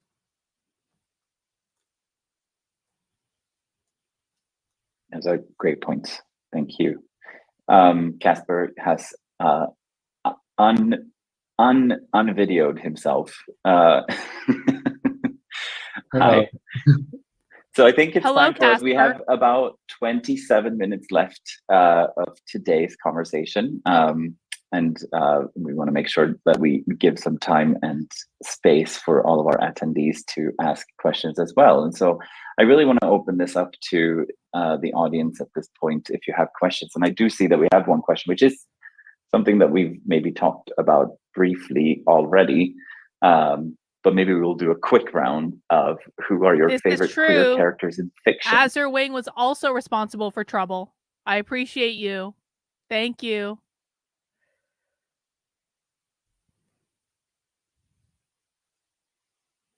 I hate these questions because it's so hard to pick. And the second someone asks the question, it's like I've never read a book in my life. It just everything leaks out. I don't know about favorite, so I'm just going back to like, what have I just taught? I always do that because I think that's really important. I love anything by Octavia Butler and or Thank you, Nick. James Appreciate Baldwin. You. And those characters, Socialist. I mean, Butler doesn't overtly necessarily write about queerness, even though she does. But Baldwin's characters obviously are, I mean, these are really, really messy people. And I think that one of the great things about those characters, let's say in another country, our queerness is he allows the mess to be messy. And I think that's something that I'm starting to miss the nuance of what it means to be a queer character, especially in games and mass media and such, because we want identity to be clear and legible because we've been fighting for visibility for so long. But then you're like, but wait, like, you know, as a person who identifies as a gay man, as a queer man, like my identity is messy, and it's you know, and I think that's something that queer AI or queer code or queer technology will need to also grapple with, which is right now computers are really bad at messy, right? So yeah.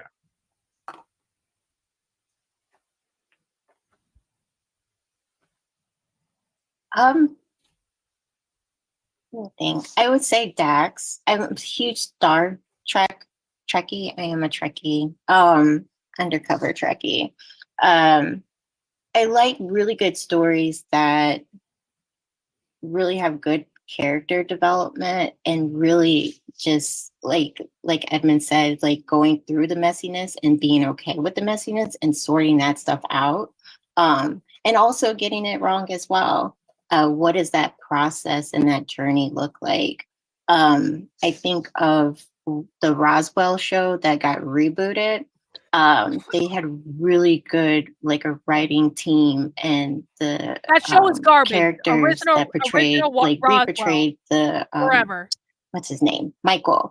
I like how they put him as a queer. If anyone preferred the rebooted Roswell over the original Roswell, you are no longer welcome in my chat. We're gonna fight. I'm serious. Roswell was a formative show for me.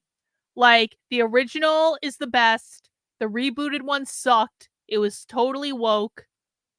If you've never seen the original Roswell, it was great. Go back and watch it. Character, and then tussing with that, with his growth and journey through the Roswell. I will not do spoilers. I will just, I'll just keep it. It was just it was a good journey, but it did kind of get bonky because of the writer's strike and everything. But I just reflect on different authors and different characters who really do a good job of like Edmund said, showing that messiness, being okay with it, and just what does that journey look like as you're just going through life, trying to figure stuff out as situations happen. So. Ironically, my favorite queer characters are not in science fiction. My favorite novel ever is The Haunting of Hill House by Shirley Jackson, where the main character isn't explicitly queer, but I have always read her as queer. And she's queer. She's a disaster queer, and I love her.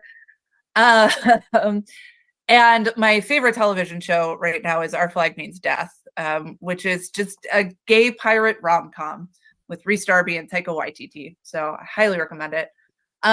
In science fiction, I think every character on Farscape is queer in some way, including the spaceship. Every character. A few years ago, I wrote a paper called Sex in the Single Spaceship. It was about spaceship sexuality. And in Farscape, their spaceship is a bioship, so it's living. What does that mean? And it has a baby at one point, and so there's a sort of queerness to her and her child in the way that they kind of interact with the humans and with each other. So highly recommend that. Whatever, sci-fi gonna sci-fi. Very nice. Thank you so much for sharing. Oh, we have a very long question in the chat. Sci-fi gonna sci-fi. Should I try to rephrase it, but maybe we can quickly go to a long-standing question in the chat about if you could quickly. I want everyone to put their favorite sci-fi movie or book in the chat so that we can be inspired by it and not this woke queer sci-fi shit. My favorite sci-fi book is Ender's Game. I love that book. I have read that book many times. I've listened to that book on audiobook. The movie is a pretty good adaptation of it. Not perfect, but pretty good. I think probably as good as they could have gotten. So if you have a favorite sci-fi movie or book or series, yup, that's why we see each other. Ender's Game. Ender's Game is the best. Let us know in the chat. Movie, book, series, whatever. Recapitulate on Jake's works with on queer artistic expression using deepfake doppelgangers. Right, I did see that question. So just to reiterate, so Natasha asks, could I please say something else about how AI is reimagined as a tool for queer artistic expression using deepfake doppelgangers in Jake L's work? Yeah, I'm going to put a link actually to a YouTube video that you don't want to click right now because it starts boom very loud, as drag should, but it will show you what Jake has done, which I think is really interesting. Speaking of like training models and all of that, this taps more into kind of generative AI, not as LLM but as video. Thank you to Brooklyn for her donation to my slaycation. I saw it come through on my phone, Brooklyn. So thank you for that. I really appreciate you as always. Performance, whatever you want to call it. So during the pandemic, I think Jake used neural networks to try to build these models of faces built on drag performers of any gender and sex and sexualities and you know, it was people of color. Like, it was a very wide ranging data set, and so you can see in that video what the result of this is. And I guess I could share my screen as well. Kelly, can you is this of real people or is this of this well, yes. Speaking of the complexities, right, I'm sorry, I can't share my screen because it just won't do the YouTube, so you can go to that link yourself. So it's trained on real performers from, I think, predominantly London, at a cabaret venue during the COVID pandemic. So they've recorded videos. So they is talking about how they're training AI based on drag performances in London. Okay.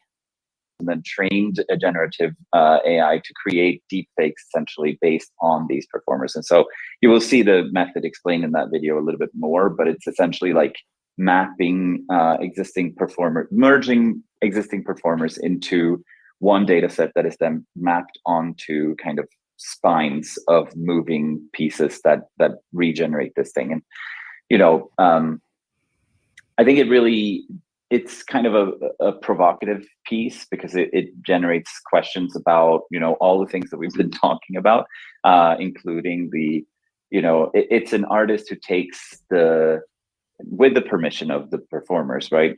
Which is important to point out, because That's there has the big been thing. countless, yes, Consent. exactly. There's been countless examples of obviously generative AI that takes people's work and regurgitates that into these types of things. And so it's really like a creative way of saying, okay, so what can we do with AI? How can we do something that disrupts this type of conversation that we have currently, and actually build an artistic practice from it, right? That ties in with this practice. And so by tying in, I also want to point out that then, and you'll see this if you join us for AI UK next week, so I'm putting in a plug for that again.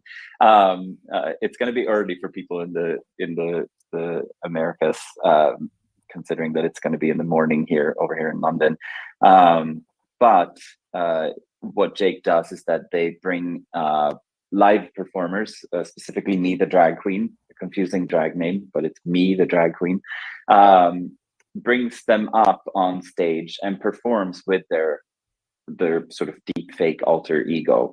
And they do a number of songs that are obviously playing on the idea of this duality of kind of the same person, but obviously if you look at the video, you will see that it looks semi not human at all. So sort of like breaks with that kind of trope as well, which I think is interesting in and of itself, right? It ties in with this queerness as something that goes beyond just thinking about it as a chatbot that simulates a white gay man living in California, and does something a little bit more exciting with that. So I hope that explains a little bit more about that, and that can help answer that question.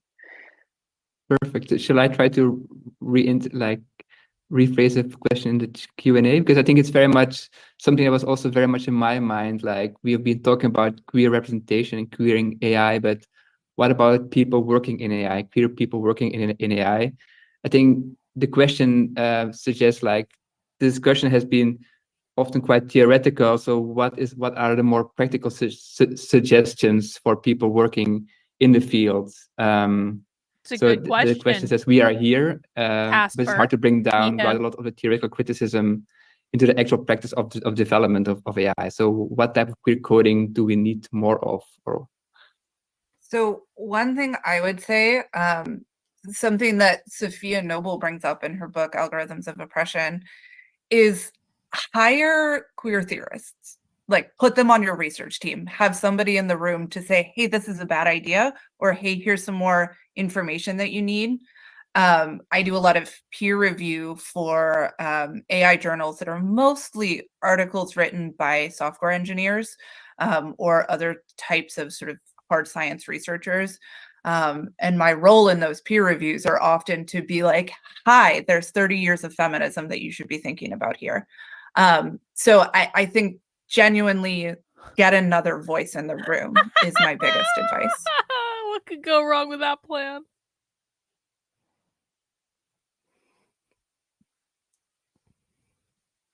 I get this question a lot for when I do queer game stuff, because then people are always like, well, are there queer games? And I'm like, yes, of course there are. That's why it's a provocation, but it's a way to think about like, what are the affordances and limitations of the very technology that you're using? And I have a similar answer, right? Like, you have to get people in the door, in the room, that can sort of, code from a different perspective. If we believe that biases are being encoded in the things that we are creating, and they are, then having different bodies and identities and teams and collaborations will at least start changing some of those things, right? We're starting to see that happening in Hollywood, for example. I mean, it's very, very small, but a lot of the things that are being produced now are really different than when I was a younger, queer person. And then the other thing is really to just I think maybe Alicia can talk more about the reflexivity thing, but it's about, again, checking yourself all of the time. I'm also free for a consultation. Like, it's really surprising that companies want this, but don't want to pay for it. And so, like, I think, there are a lot of experts out there that could help you, but you have to really invest. And so, yeah. Yeah.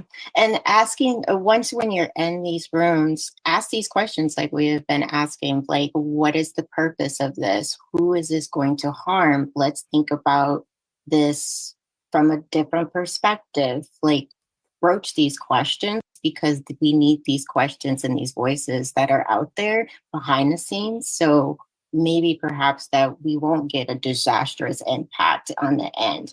Encourage being proactive in this, in your position, as far as, hey, let's think about this. How is this going to hurt, trans people? How is this going to hurt, particularly trans people of color?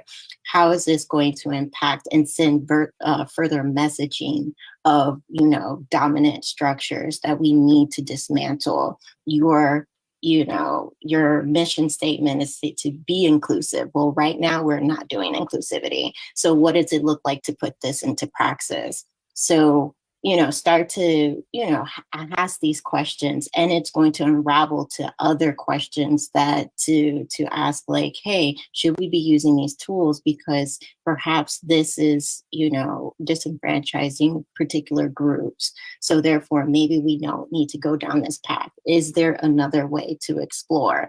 And ask, when you're in these rooms, is there a way that we can build in time to, like, really sit and discuss, like, what are these ramifications? What are these impacts? And really getting outside of what's in the room and explore what's going outside in the world and in our communities. I do want to add to that. I just there was a talk at my institution by a researcher on cybersecurity, and one of the things that he said was that most of the problems of cybersecurity are not technology based. They're actually about social engineering, right? So, like, the reason you have leaks is because somebody keeps clicking on that email that they shouldn't be clicking on, right? And so on and so forth. And I take that again. I go back to this. I keep using this phrase, relationship to technology, right? And that a lot of our coding, or the other way to say it is, solving problems of technology sometimes isn't using technology, right? Like, that's not the thing that we need to do. We can build better code, obviously, but at the same time, you have to bring in all of the other stuff that is happening. And so thinking about that kind of social or cultural engineering is definitely a part of the picture.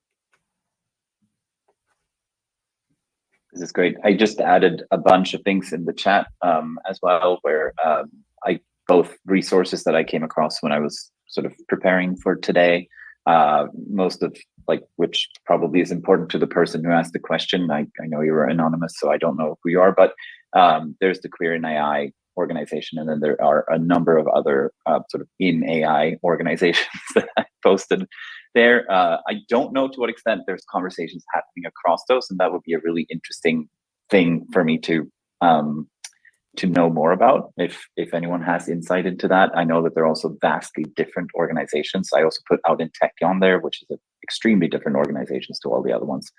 Now, the organizers of Queer in AI have published a really interesting paper called Queer in AI, a case study of community-led participatory AI, that has some ideas for kind of how to bring these learning points to kind of decision makers within organizations and corporations. And I think it's really interesting. It comes out of the he,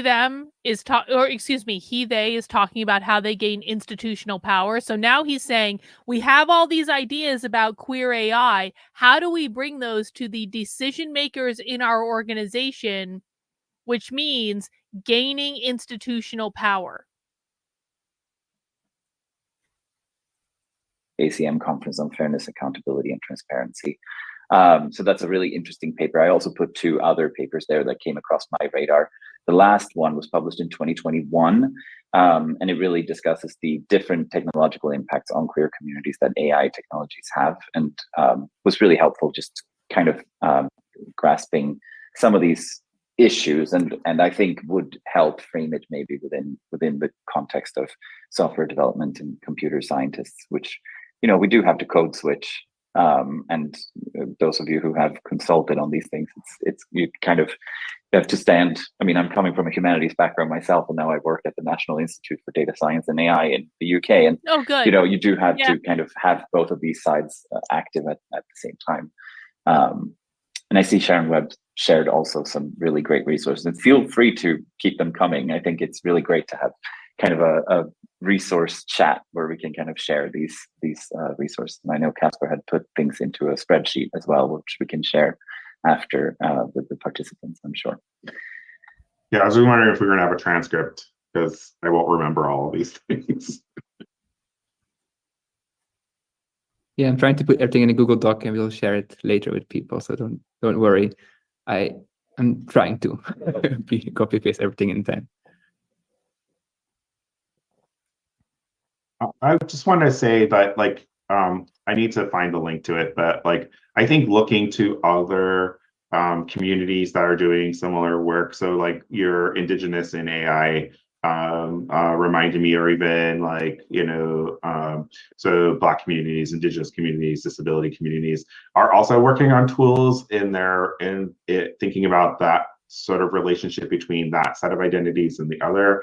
And so there might be ways to sort of you know, do some recombination, right? I hate to say borrow, we should always credit people, but like, I think to think about, you know, well, what does an Indigenous like coding language look like might help us get a clue for what perhaps a queer coding language might look like, and so on and so forth. And I think that's why that's exciting, right? There's a lot of sort of resonances happening. I put this in the chat as well. There's a lot of stuff in science communication research right now that is about doing science with communities rather than seeing science as sort of apolitical, or even like as just building a product that humans might use generally. So I added Getting to the Heart of Science Communication, which is a really wonderful book that is more about climate science, but I think it's applicable across industries and across fields of scientific research, to think kind of like what Alicia was saying, who is the stakeholder in whatever you're doing, and how do you work with them? How do you listen to them? How do you build their needs into whatever it is that you're designing?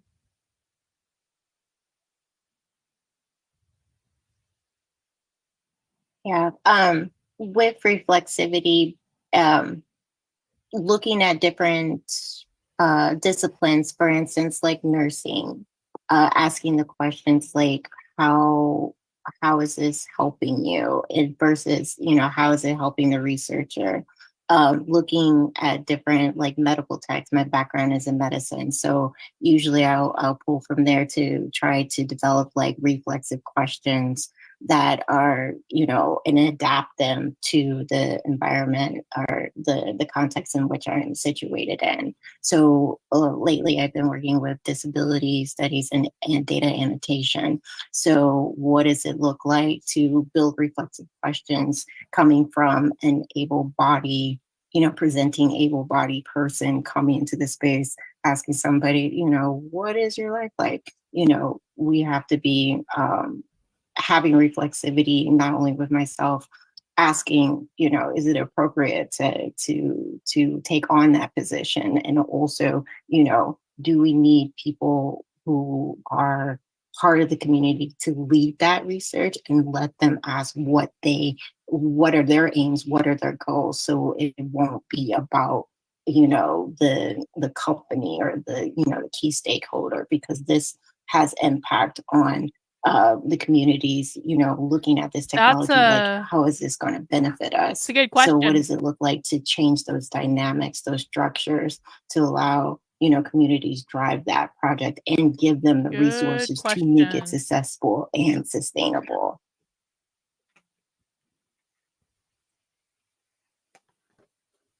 Great. I think technically we have time for one more question, if there are any more questions from the audience. One more Let's see. question. Do get some more suggestions for resources, which is also really great. Thank you so much, Laura, for bringing up the care principles for data. There are other attempts as well, I should mention, for like creating these types of transparency and inclusion in different data settings. I'm working myself on a project that is also trying to do some of this using some of these principles, but it's slow work and it's not queer. And I think you unmuted. Did you want I was going to say, if there wasn't a question, that you should ask the question about joy and queer futures in AI, and maybe end on a queer happy joy. note. Oh, I love it when they end on queer joy. Or I feel like we had talked a little a about nice that. We've had a nice like undercurrent of like trying to keep our head over the surface, which I think is a good motto for all of us who are living through today times. But yes, again, I am curious about like where you find more of that kind of radical joy, if you will, in the field of AI for this type of queer futurity that we've been talking about, right? And I think it ties in with the question that we asked before, right? What type of queer coding do we need more of? What, like where do you find this type of thing? I saw that you shared some games, Ed, and so maybe that's where you find joy. Well, I was thinking about this. I was like, what if we are the masters of the creators of our own destruction by all of the anxiety and fear that we have over this technology going down the right also track, being embedded in the technology as we're creating it, using it, thinking about it. And not to say that we shouldn't be cautious. I think that's really important and ethical and like all those sorts of things. But I do think looking at the things that people are doing that is wonderful and lovely and magical and messy and all this stuff, I think is also really great, because I think that's really important. So I'm going to do a plug. So I teach a queer digital humanities course with Dr. Jason Boyd at the Digital Humanities Summer Institute in lovely Victoria, British Columbia, Canada. And we talk about some of these issues. It's not on the website right now, but we generated a course description for us that was written by ChatGPT that is hilarious as hell. And so I want to get it switched over because we asked it to write a course description for us, but in like a queer voice, and it decided that it was a drag queen. And so it's really funny. Anyway, so that's my queer joy. I'll put a link in. Yeah, my joy.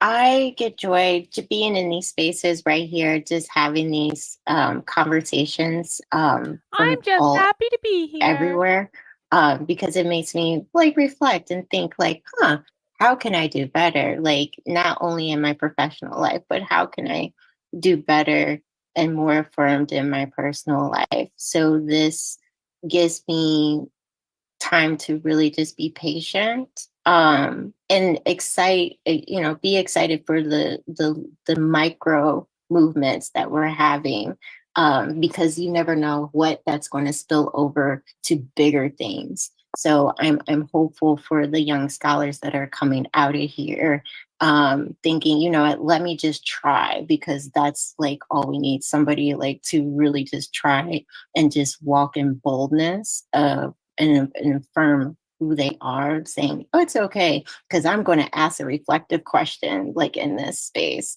because it only takes once. And so I'm really joyful and happy for what the future can bring. There's some exciting stuff, and I'm just really excited for all of that. And thank you. I find joy in being queer in an age where technology exists. Like, this is real old school, but just on a personal level, I grew up in an extremely small Midwestern town where there were no out gay people. I didn't know anybody who looked like me.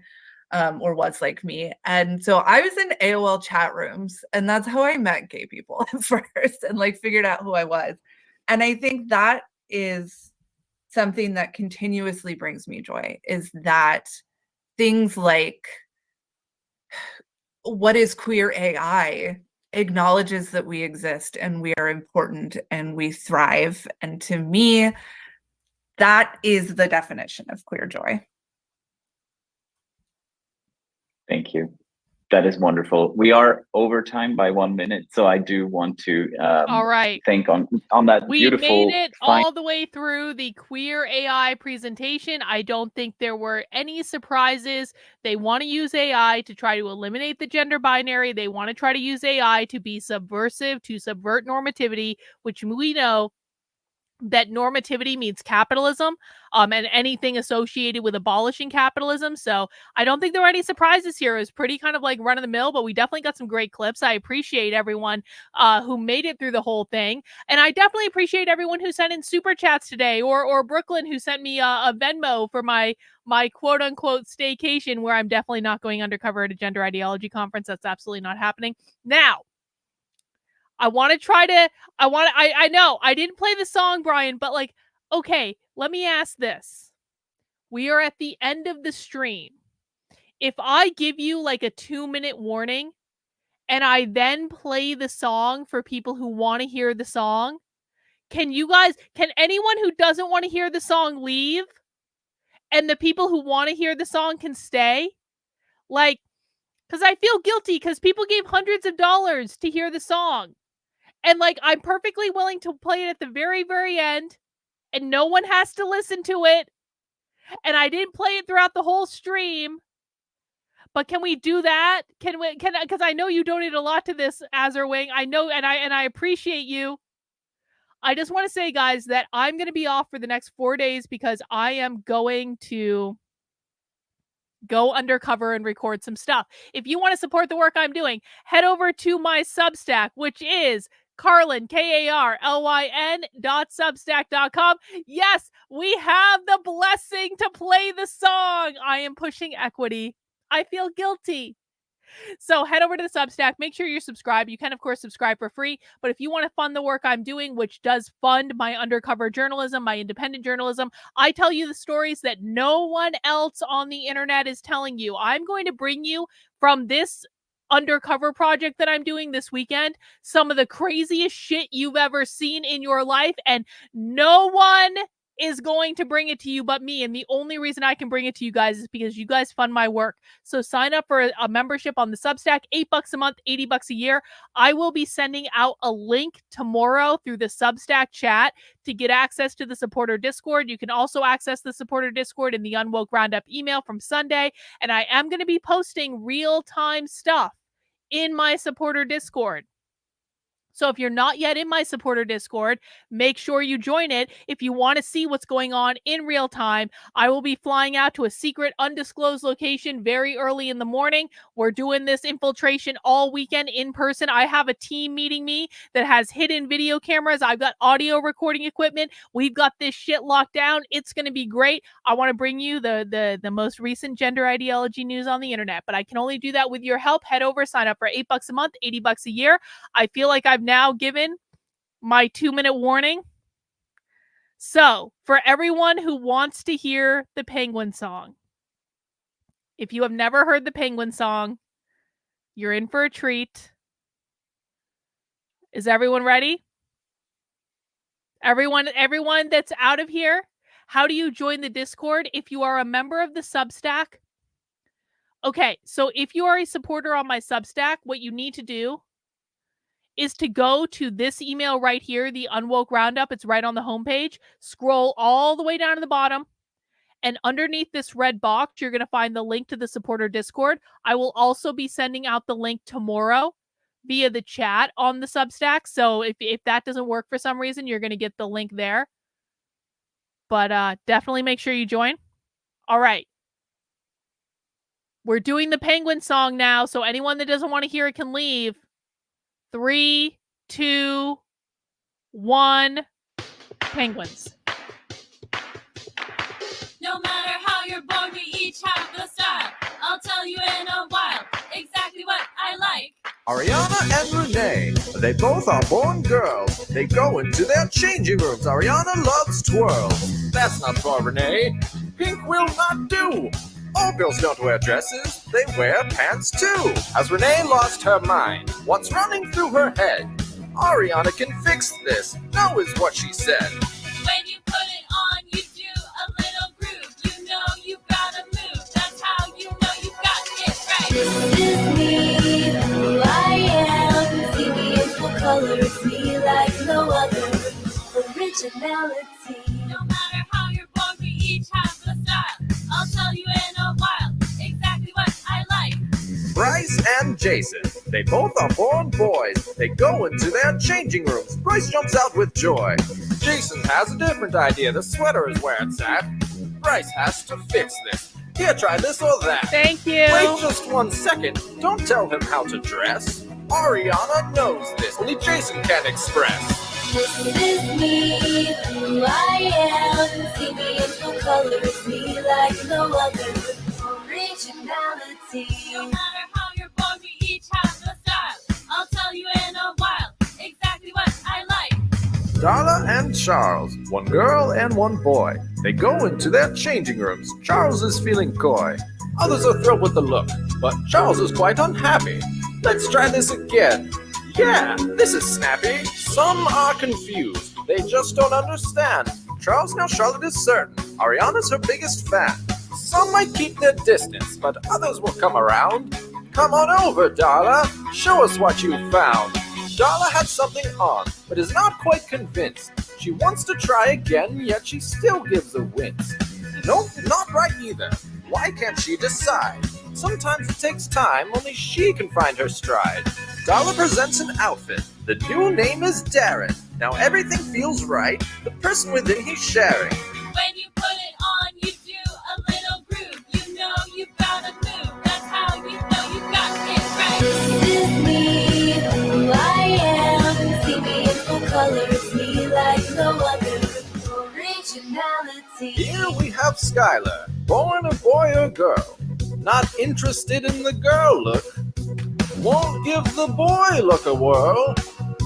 Skylar wants a new path, and it isn't one of those. This is a unique look from Skylar's head to toe. When you put it on, you do a little groove. You know you've gotta move. That's how you know you've got it right. This is me, who I am. See me in full color, it's me like no other. Originality, who I am. See me in full color, it's me like no other. Originality. Oh God.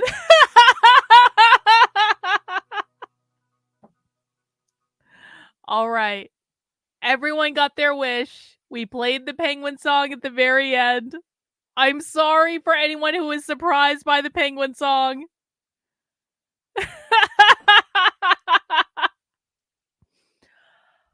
All right, I gotta go pack because I'm leaving on a jet plane in the morning. But I will be attending to you all in the supporter Discord. I appreciate you guys. Thank you for allowing me to do what I do. We'll catch you on the flip side, guys. Wish us luck. Take care, guys. We'll see you soon. Bye.